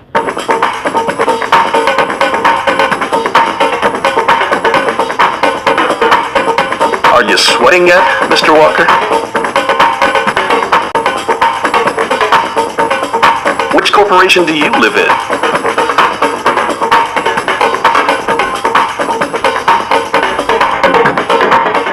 Sacramento, my hometown. So let's use California as our example state. California has one of the largest economies in the world. All of this business is conducted within the over 18,000 different governments within the state, each one a separate, incorporated entity. If you have a private business incorporated anywhere within the state of California, it must be incorporated within one of these municipalities and within the state's corporate guidelines. Each corporate city or town that was just listed has within them other municipal corporate structures like school districts, pension funds, utility companies, city councils, and even enterprise operations such as golf courses, movie theaters, malls, etc., etc. As stated earlier, the government owns just about everything you see through collective investment. But you must not think of these as just individual corporations, for as we saw above with the Salt Lake City Corporation, these more than 18,000 corporate governments in California are like bank branches as well. The only way to get a grasp on the power, wealth, prosperity, land, and property ownership of the state of California is to take all of these over 18,000 individual corporate governments, including school districts, counties, the state corporation, municipalities, enterprise operations, cities, towns, pension funds, etc., not forgetting its foreign investments and operations. For instance, CalSTRS is now an offshore multinational corporation, and then add up their collective private investments and count them as branches or sub-corporations of one main corporation, which is California Incorporated. What better way to hide the wealth of the corporate government than to divide it up into thousands and thousands of branches, making it nearly impossible to add up the actual ownership and wealth of the government as a whole. But don't stop there. For then you must consider that collectively between the municipalities and individual corporate governments within all 50 of the United States proper, America houses over 185,000 different corporate governments, municipalities, and entities, which we might as well call branches.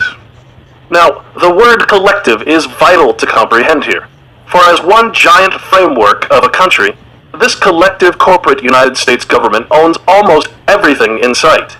And this will be shown later in this presentation. The United States has now been almost completely privatized, with land and municipalities often being sold off to foreign investors and foreign private corporations.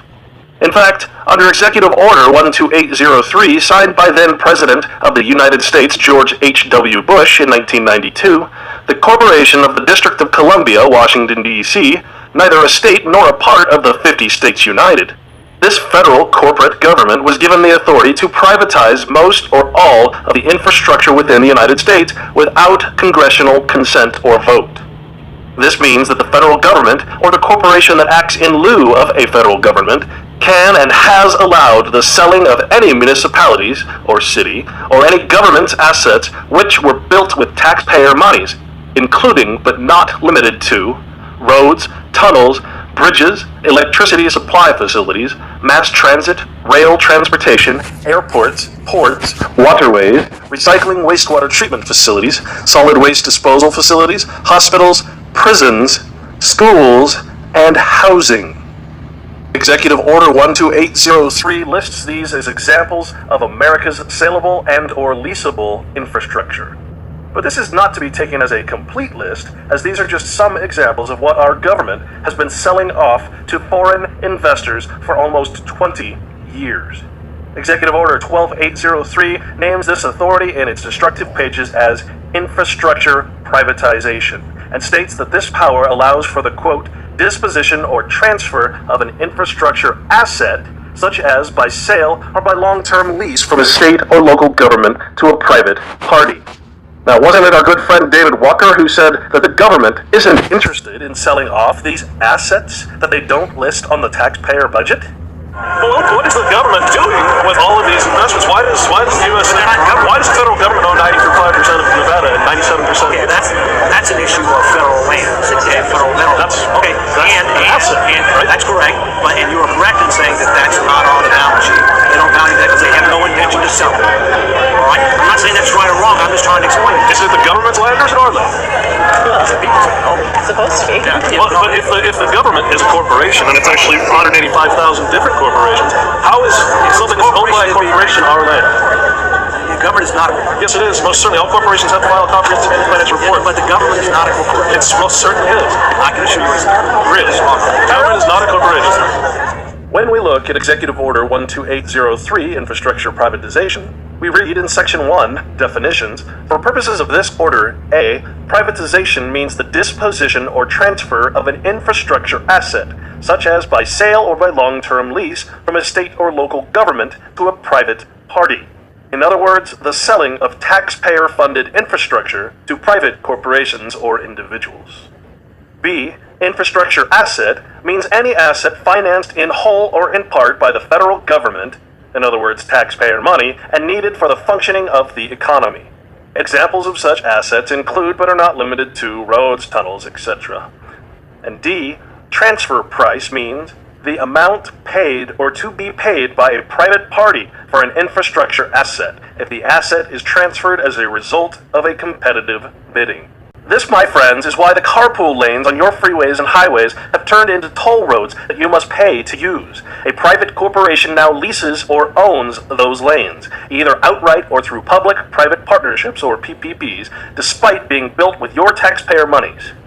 This is also why closed-circuit TV cameras are now mounted just about everywhere you look, monitoring your every move at every major intersection that you cross. This is why the parking police in Hollywood are actually part of a private corporation based in New York City that only hires minorities and who takes no oath to the Constitution. This is why the parking meters in downtown Chicago now cost $27 to park for only half an hour. They were sold off and leased to private enterprises. And this is why your gas, electric, sewer, trash, and other utility prices are going through the roof. Privatization means deregulation. Deregulation means no limitations on pricing due to the monopolistic authority granted by the state through these partnerships. This is the privatization of America, referred to above as infrastructure privatization.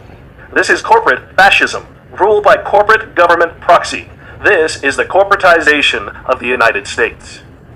In another article by Jean Dugan, entitled Facing Budget Gaps, Cities Sell Parking, Airports, Zoo, she writes, Cities and states across the nation are selling and leasing everything from airports to zoos, a fire sale that could help plug budget holes now, but worsen their financial woes over the long run.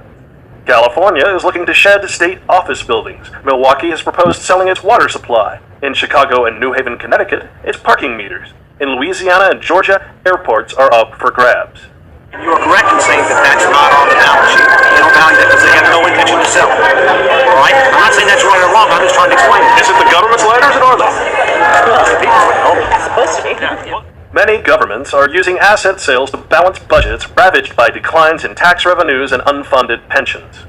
In recent congressional testimony, billionaire investor Warren Buffett said he worried about how municipalities will pay for public workers' retirement and health benefits, and suggested that the federal government may ultimately be compelled to bail out states. Remember, a bailout means a purchase.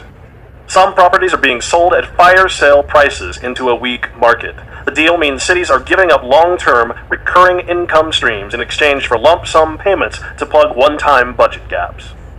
The current deals are fundamentally different because control of the asset transfers to private hands. The most popular deals in the works are metered municipal street and garage parking spaces. One of the first was Chicago, where the city received $1.16 billion in 2008 to allow a consortium led by Morgan Stanley to run more than 36,000 metered parking spaces for 75 years. The city continues to set the rules and rates for the meters and collect the parking fines, but the investors keep the revenues, which this year will more than triple the $20 million the city was collecting, according to credit rating firms.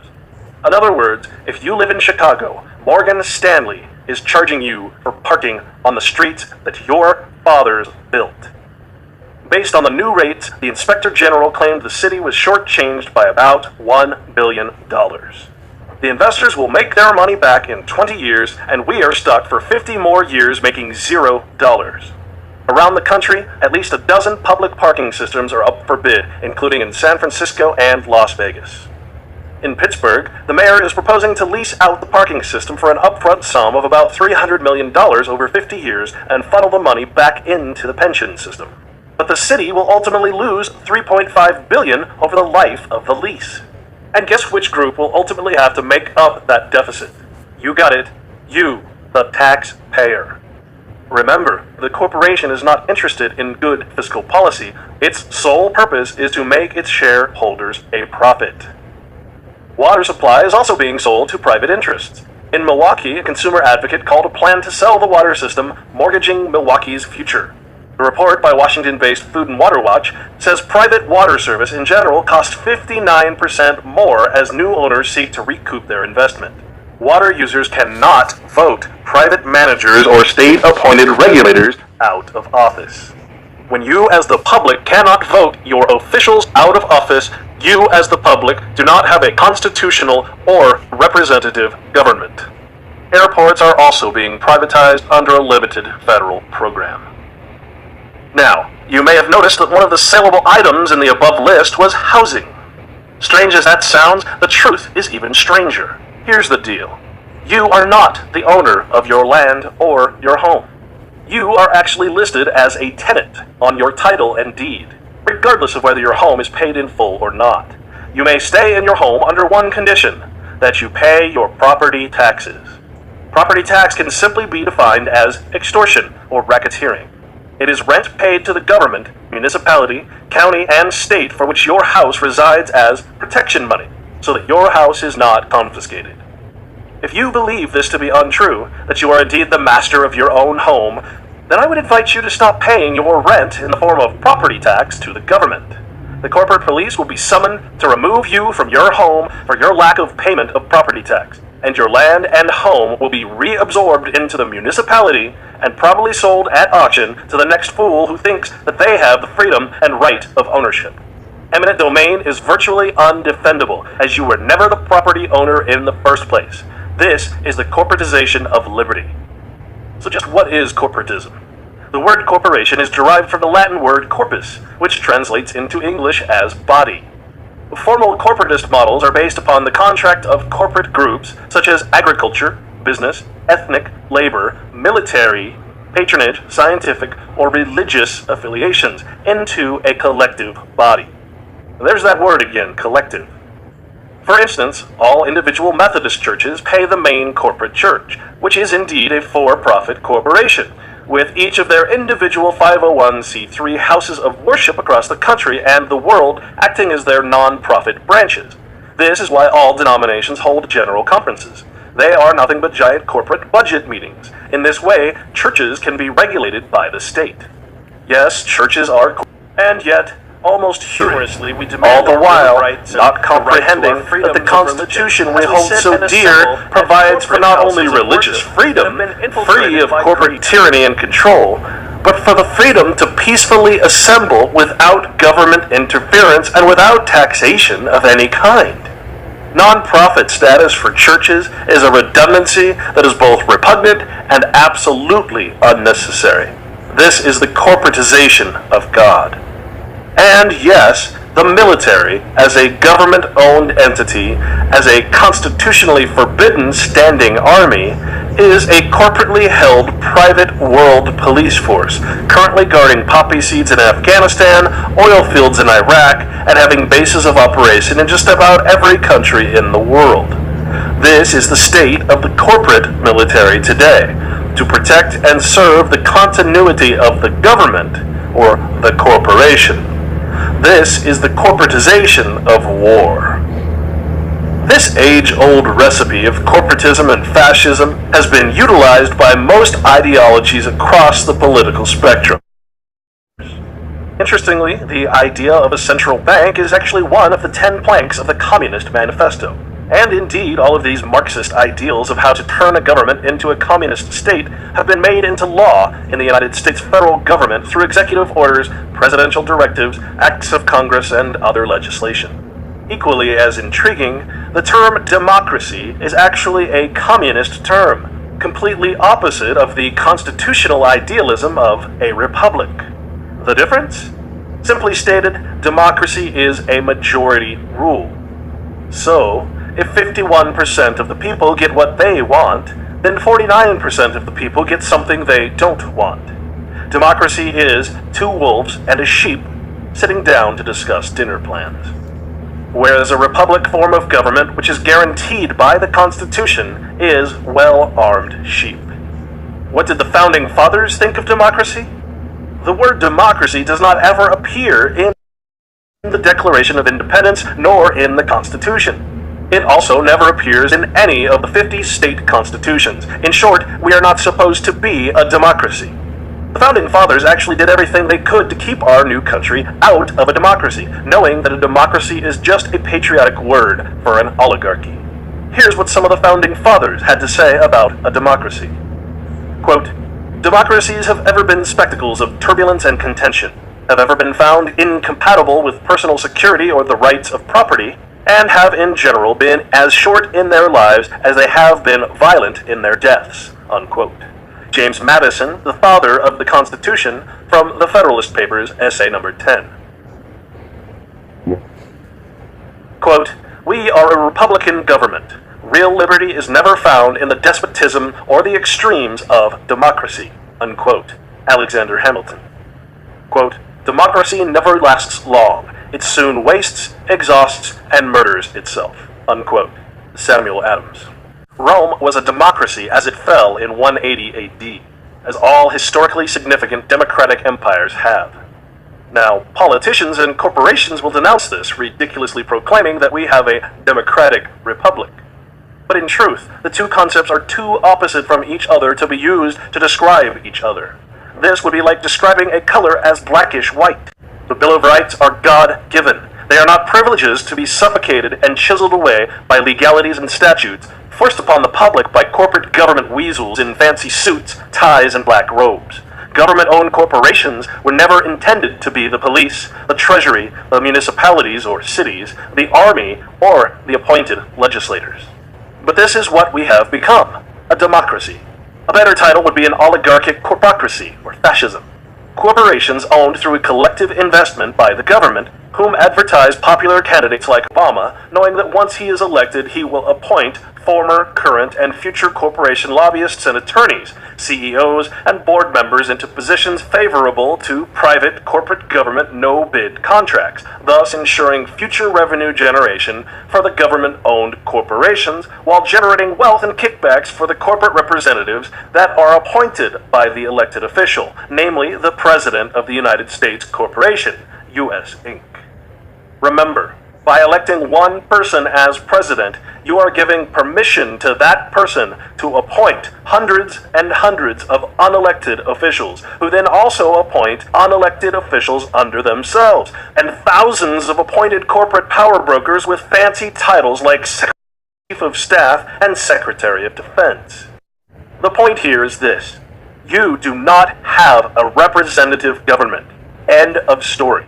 Thus, when we hear our politicians and media hounds constantly harping about bringing democracy to the rest of the world, what this really means is that the United States Incorporated wants to expand its business base internationally, be it oil in Iraq, poppy seeds in Afghanistan, water and mineral rights in South America, or simply the power to use our corporate and United Nations-controlled military to destroy a country's infrastructure so that companies like Halliburton can receive billions in taxpayer money to rebuild the newly controlled asset.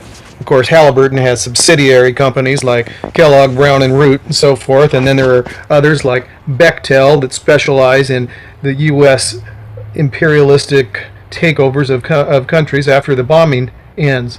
Now, who supplies the bombs for the private military? Could that be companies like General Dynamics and flown in by Northrop Grumman and McDonnell Douglas? How about Boeing? How about General Electric? How about Martin Marietta? How about Lockheed Martin? How about Raytheon? How about DuPont and 3M? It gives business to company after company, and who owns stock in that company? That's right, just like we've had it explained to us here, it's the federal government and the state government and the municipalities, all as individual for-profit corporations with stock holdings in these companies that are profiting vastly from the wars. Something is very, very sick about this. So have we noticed things that are outrageously suspicious here? Have we noticed satanic symbolism in religious areas? Have we noticed politicians and other power brokers using satanic hand signs and Masonic greetings? Have we noticed people like Dick Cheney, who helped engineer that war, he owns millions of dollars of stock in Halliburton? Here we've got religious leaders and political leaders all giving Masonic greetings. There's something going on here. I think we know that something big is happening here. And these guys are just all cooperating with each other. Now, Cheney was CEO of Halliburton, and there we've got the Brotherhood of Death, 322, Skull and Bones. These guys, they're bold, they're showing their signs, and they're working together. Here we got President Hinckley. He's an expert in communication, in the art of persuasion, and he's going to show us here whose side he's really on, and who he's working for. Do you think he's working for the Lord God?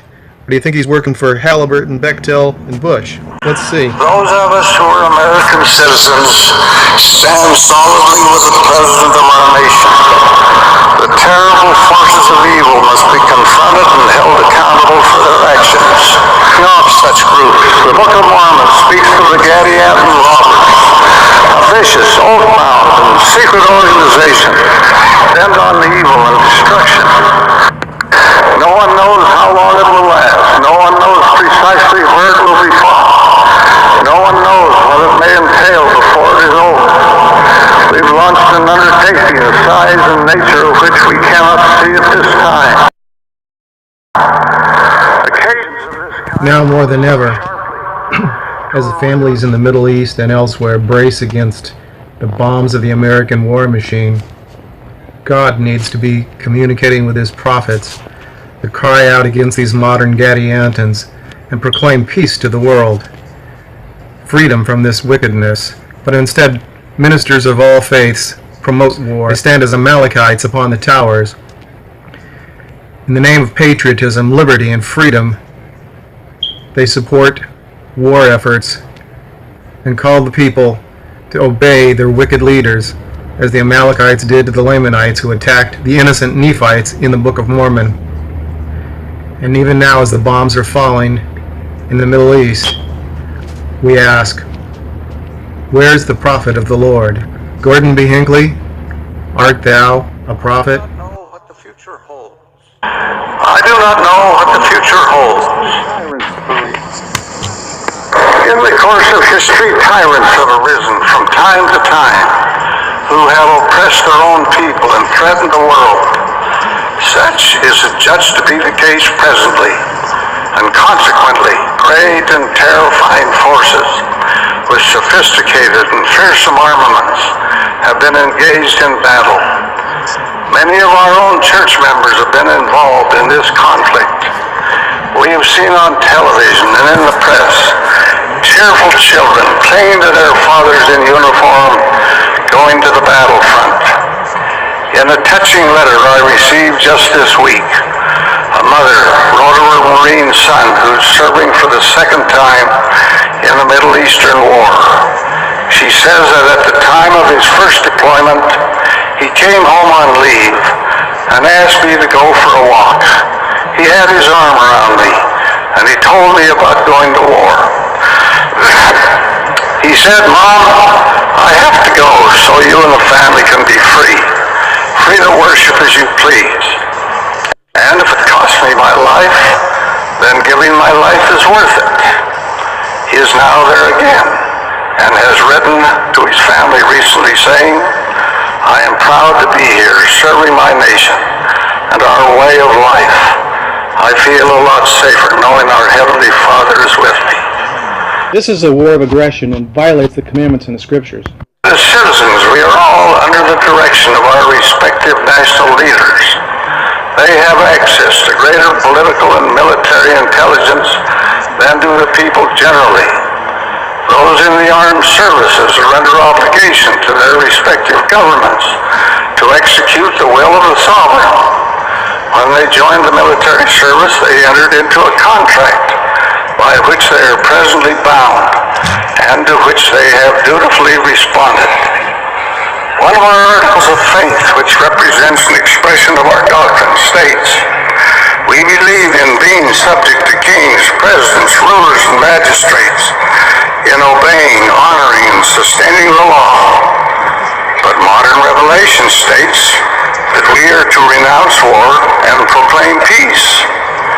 In a democracy, we can renounce war and proclaim peace. However, we all must also be mindful of another overriding responsibility, which, I may add, governs my personal feelings and dictates my personal loyalties in the present situation. When war raged between the Nephites and the Lamanites, the record states that the Nephites were inspired by a better cause, for they were not fighting for power, but they were fighting for their homes and their liberties, their lives and their children and their all, yea, for their rights of worship and their church. And they were doing that which they felt was duty, which they owed to their God. The Lord counseled them, "Defend your families, ever even unto bloodshed."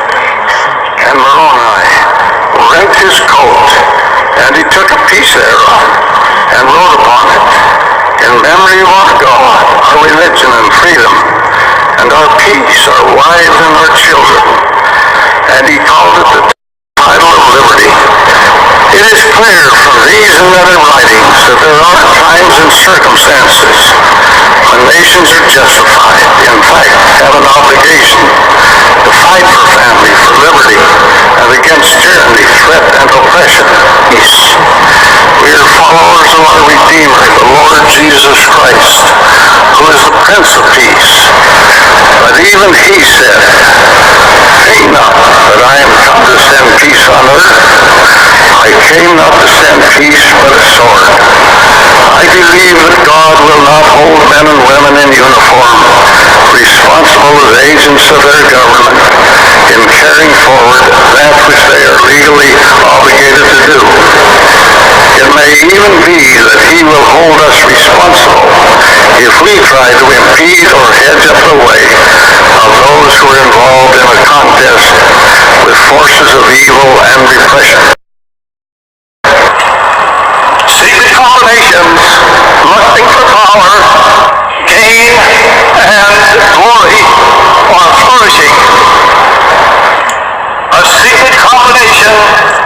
that seeks to overthrow the freedom of all lands, nations, and countries is increasing its evil influence and control over America and the entire world. In the rule of law, Scowcroft has been a key and trusted advisor for the last 5. And as National Security Advisor to President Bush, is a steady and vital associate in ongoing relationships between the White House and leaders of all of the nations across the world. President Hinckley, President Lee, we have perhaps an unparalleled opportunity to help create a new world order, one more conducive to the values Americans have held dear. A new world order will appear. The issue is not whether there will be a new world order, and suggest what the new world order can and should become. That BYU graduation address, we had featured speaker Brent Scowcroft, Elder Scowcroft, General Scowcroft, and one of the architects of the NSA and most connected men on earth as far as involvement with organizations promoting the New World Order. Let's take just a quick look at Brother Scowcroft here. This is in the Superclass Index for NGO involvement. At the top of the list in the world, we've got Henry Kissinger. Down the list, we see George Shultz, David Rockefeller, Zbigniew Brzezinski, the Bush family, Paul Volcker, former head of the Fed, and Brent Scowcroft coming in at, I think that's number 10 there, just ahead of George Soros. Okay, and his involvement, and you see some of these other guys on here. Going to the next list here, this is in America. Henry Kissinger topping the list once again. There we see the Rothschild and Bush families, Maurice Greenberg, Paul Volcker, and Brent Scowcroft, again right next to George Soros.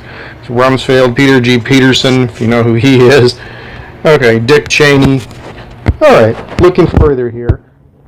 Here's some honors he's got. He's got the Presidential Honor Medal of Freedom, and he's also in the KVE. He's knighted by the Queen in the British Empire, Order of the Cross, also, and then another Grand Cross of the Order of Merit for the German Republic, and various other international things. And now here he says, before joining the Bush administration, Scowcroft was vice chairman of Kissinger Associates, long time standing, so he's always been, partners with Kissinger, plus he was in the National Advisory Board. Kissinger's the head satanic guy in almost everything in these groups. Scowcroft's president of Scowcroft's Group, International Business Consulting Firm. He's in Aspen Strategy Group, Trilateral Commission. This is on Wikipedia, by the way. Council on Foreign Relations, Center for Strategic International Studies, the Atlantic Council. These are all NWO things. The Bohemian Grove. He's part of the Bohemian Club, the most perverted club on earth, probably.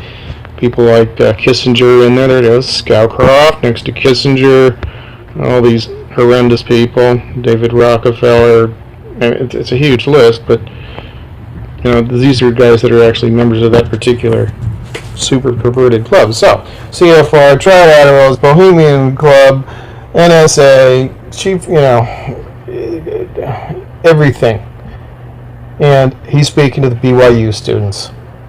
Nice.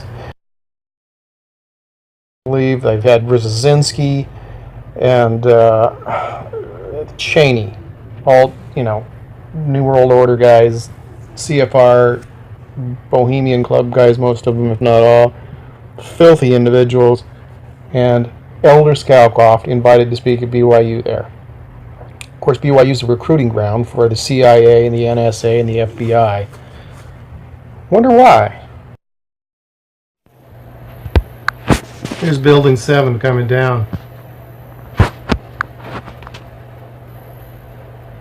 That's demolition. That's a no-brainer. The Twin Towers are demolition. It's not rocket science. It's aircraft fuel science. but not for Building 7. It never even got hit. It went straight down with no resistance. Stories about fraud. The Bohemian Club. As you say, Bohemian Club? That's where all those rich Republicans go up and stand naked against redwood trees, right? I've never been to the Bohemian Club, but you ought to go. It'd be good for you. Get some fresh air. I know nothing about the Bohemian Grove with Bill. I know about once a month Hillary would go out to Los Angeles. And she did it so regular that it became a bit of an issue trying to, why is she always going? Bill told me that she was going out there, she and a group of women, and she would be a part of a witch's church. So in that Bill Clinton clip there, when he mentions the Bohemian Club, or when the fellow brought it up, it took about 10 seconds for security to grab him and throw him out. They apparently don't want people talking about what the politicians and world leaders do with the fires of Moloch at the Bohemian Grove. Out of these troubled times, our fifth objective, a new world order can emerge, a new era, freer from the threat of terror, stronger in the pursuit of justice, and more secure in the quest for peace. 100 generations have searched for this elusive path to peace, while 1,000 wars raged across the span of human endeavor. Now we can see a new world coming into view. A world in which there is the very real prospect of a new world order. A world where the United Nations is poised to fulfill the historic vision of its founders. Global governance. Never before has a new world order had to be assembled from so many different perceptions. A truly global society. Its task will be to develop an overall strategy for America in this period when really a new world order can be created. It's a great opportunity, and it's exactly one government. Good evening, everybody. President Obama and British Prime Minister Gordon today calling for a new world order to tackle our global economic crisis. And the President outlined his vision of a new world order in which the U.S. would participate fully. We've got to give them a stake in creating the kind of world order that I think all of us would like to see.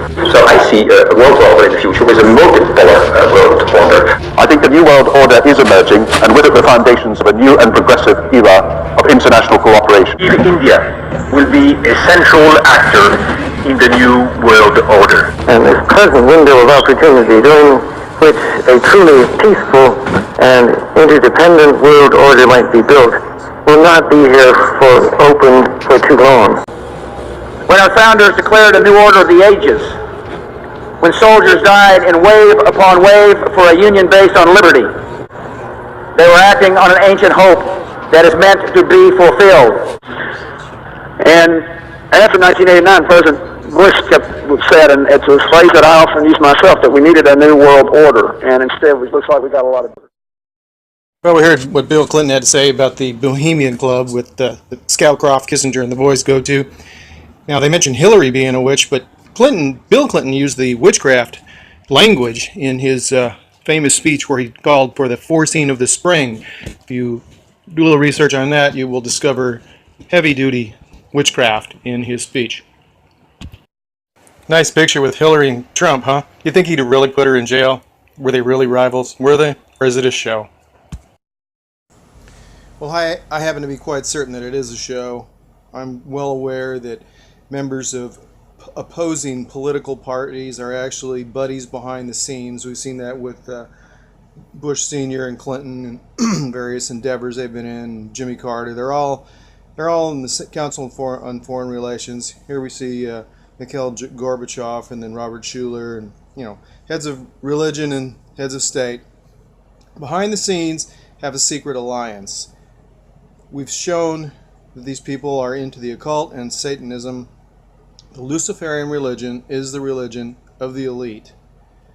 So we're tying together Freemasonry, high-level Freemasonry, the occult, the Luciferian religion, which is Freemasonry in the highest degrees, Satanism, and various other secretive orders and semi-secret non-government organizations where it seems our political leaders and religious leaders and bankers and corporate leaders all come together and cooperate in something that's extremely powerful and extremely profitable for these huge corporations, which are actually privately owned, not just the ones we recognize as businesses, but those who we do not recognize normally as businesses that we thought were just publicly owned governments, our cities, states, and pension funds, etc. Now, this is part one that we're ending up here, and part two is going to have a lot more information into the corporate structure, getting into the annual financial reports of these so-called government entities, which are actually privately owned businesses, which are multinational corporations involved in investment banking and all sorts of things that would just blow your mind and will. So get into the part two of this as quickly as you're able to, and you will see the physical reality, the provable aspects of the corporate structure and the finances that these people use to basically defraud everyone out of everything that they have. These people, these structures are basically a way for the elite to live off everybody that's laboring underneath them. It's a very deceptive system of slavery. We're warned about becoming slaves. We already are slaves, and the easiest way to keep a slave is to make them think that they're free. I've got some quotes on that later, probably I'll put in the next video, some interesting stories. Now, we saw Gordon B. Hinckley in action. He got us to associate the Gadianton robbers with the people of Iraq, who had nothing at all to do with what happened to the Twin Towers and Building 7 in New York.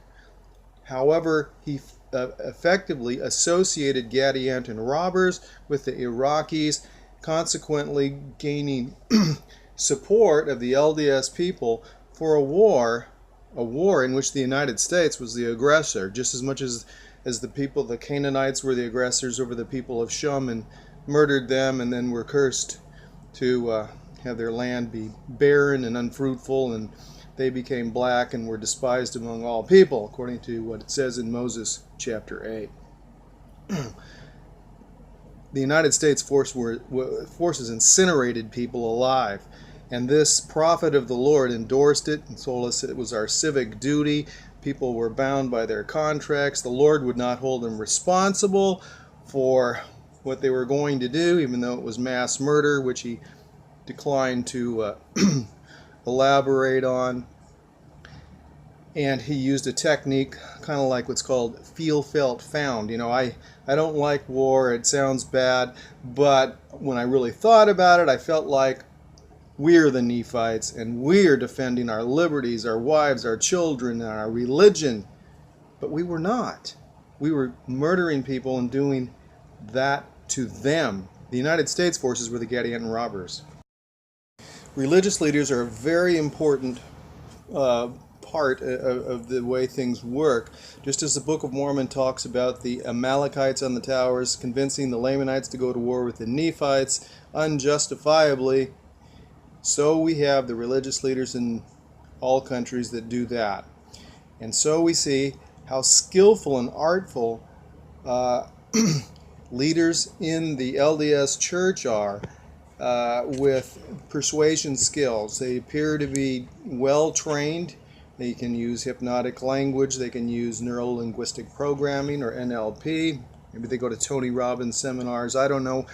Dieter went to a very elite management school in Switzerland, where you see globalist leaders who are Illuminists, and it's a who's who of Illuminati leaders in the world, and Dieter went there. And you find that in the United States, you find it all over the world, where these people go to school at private universities and so forth, and they come out with tremendous skills of persuasion and management and so forth. And Like I said, you don't see a poor cobbler called to the Council of the 12. You see CEOs, corporate lawyers, surgeons, administration management, from BYU. You don't see just some humble fisherman like Peter in the New Testament. There are reasons for that. These guys are very skilled orators. They are the men of many words and speak much flattery into the people, as the Book of Mormon said, but the roles are reversed. And if we watch carefully, Gordon B. Hinckley endorsed mass murder and did it in the name of patriotism, just as will be reinforced in your Memorial Day celebrations with the church parties coming right up. So, get into section 2 on this as soon as you can. Subscribe, like, and get into the channel and see what else you can find that helps unveil the truth about church history, the changing doctrines, the obfuscation, and even the many contradictions in the scriptures. Not to mention the polygamy story as it really happened, because it wasn't polygamy at all. You've been watching a Mormon Truth video on the Dodger Game channel. We'll see you next time.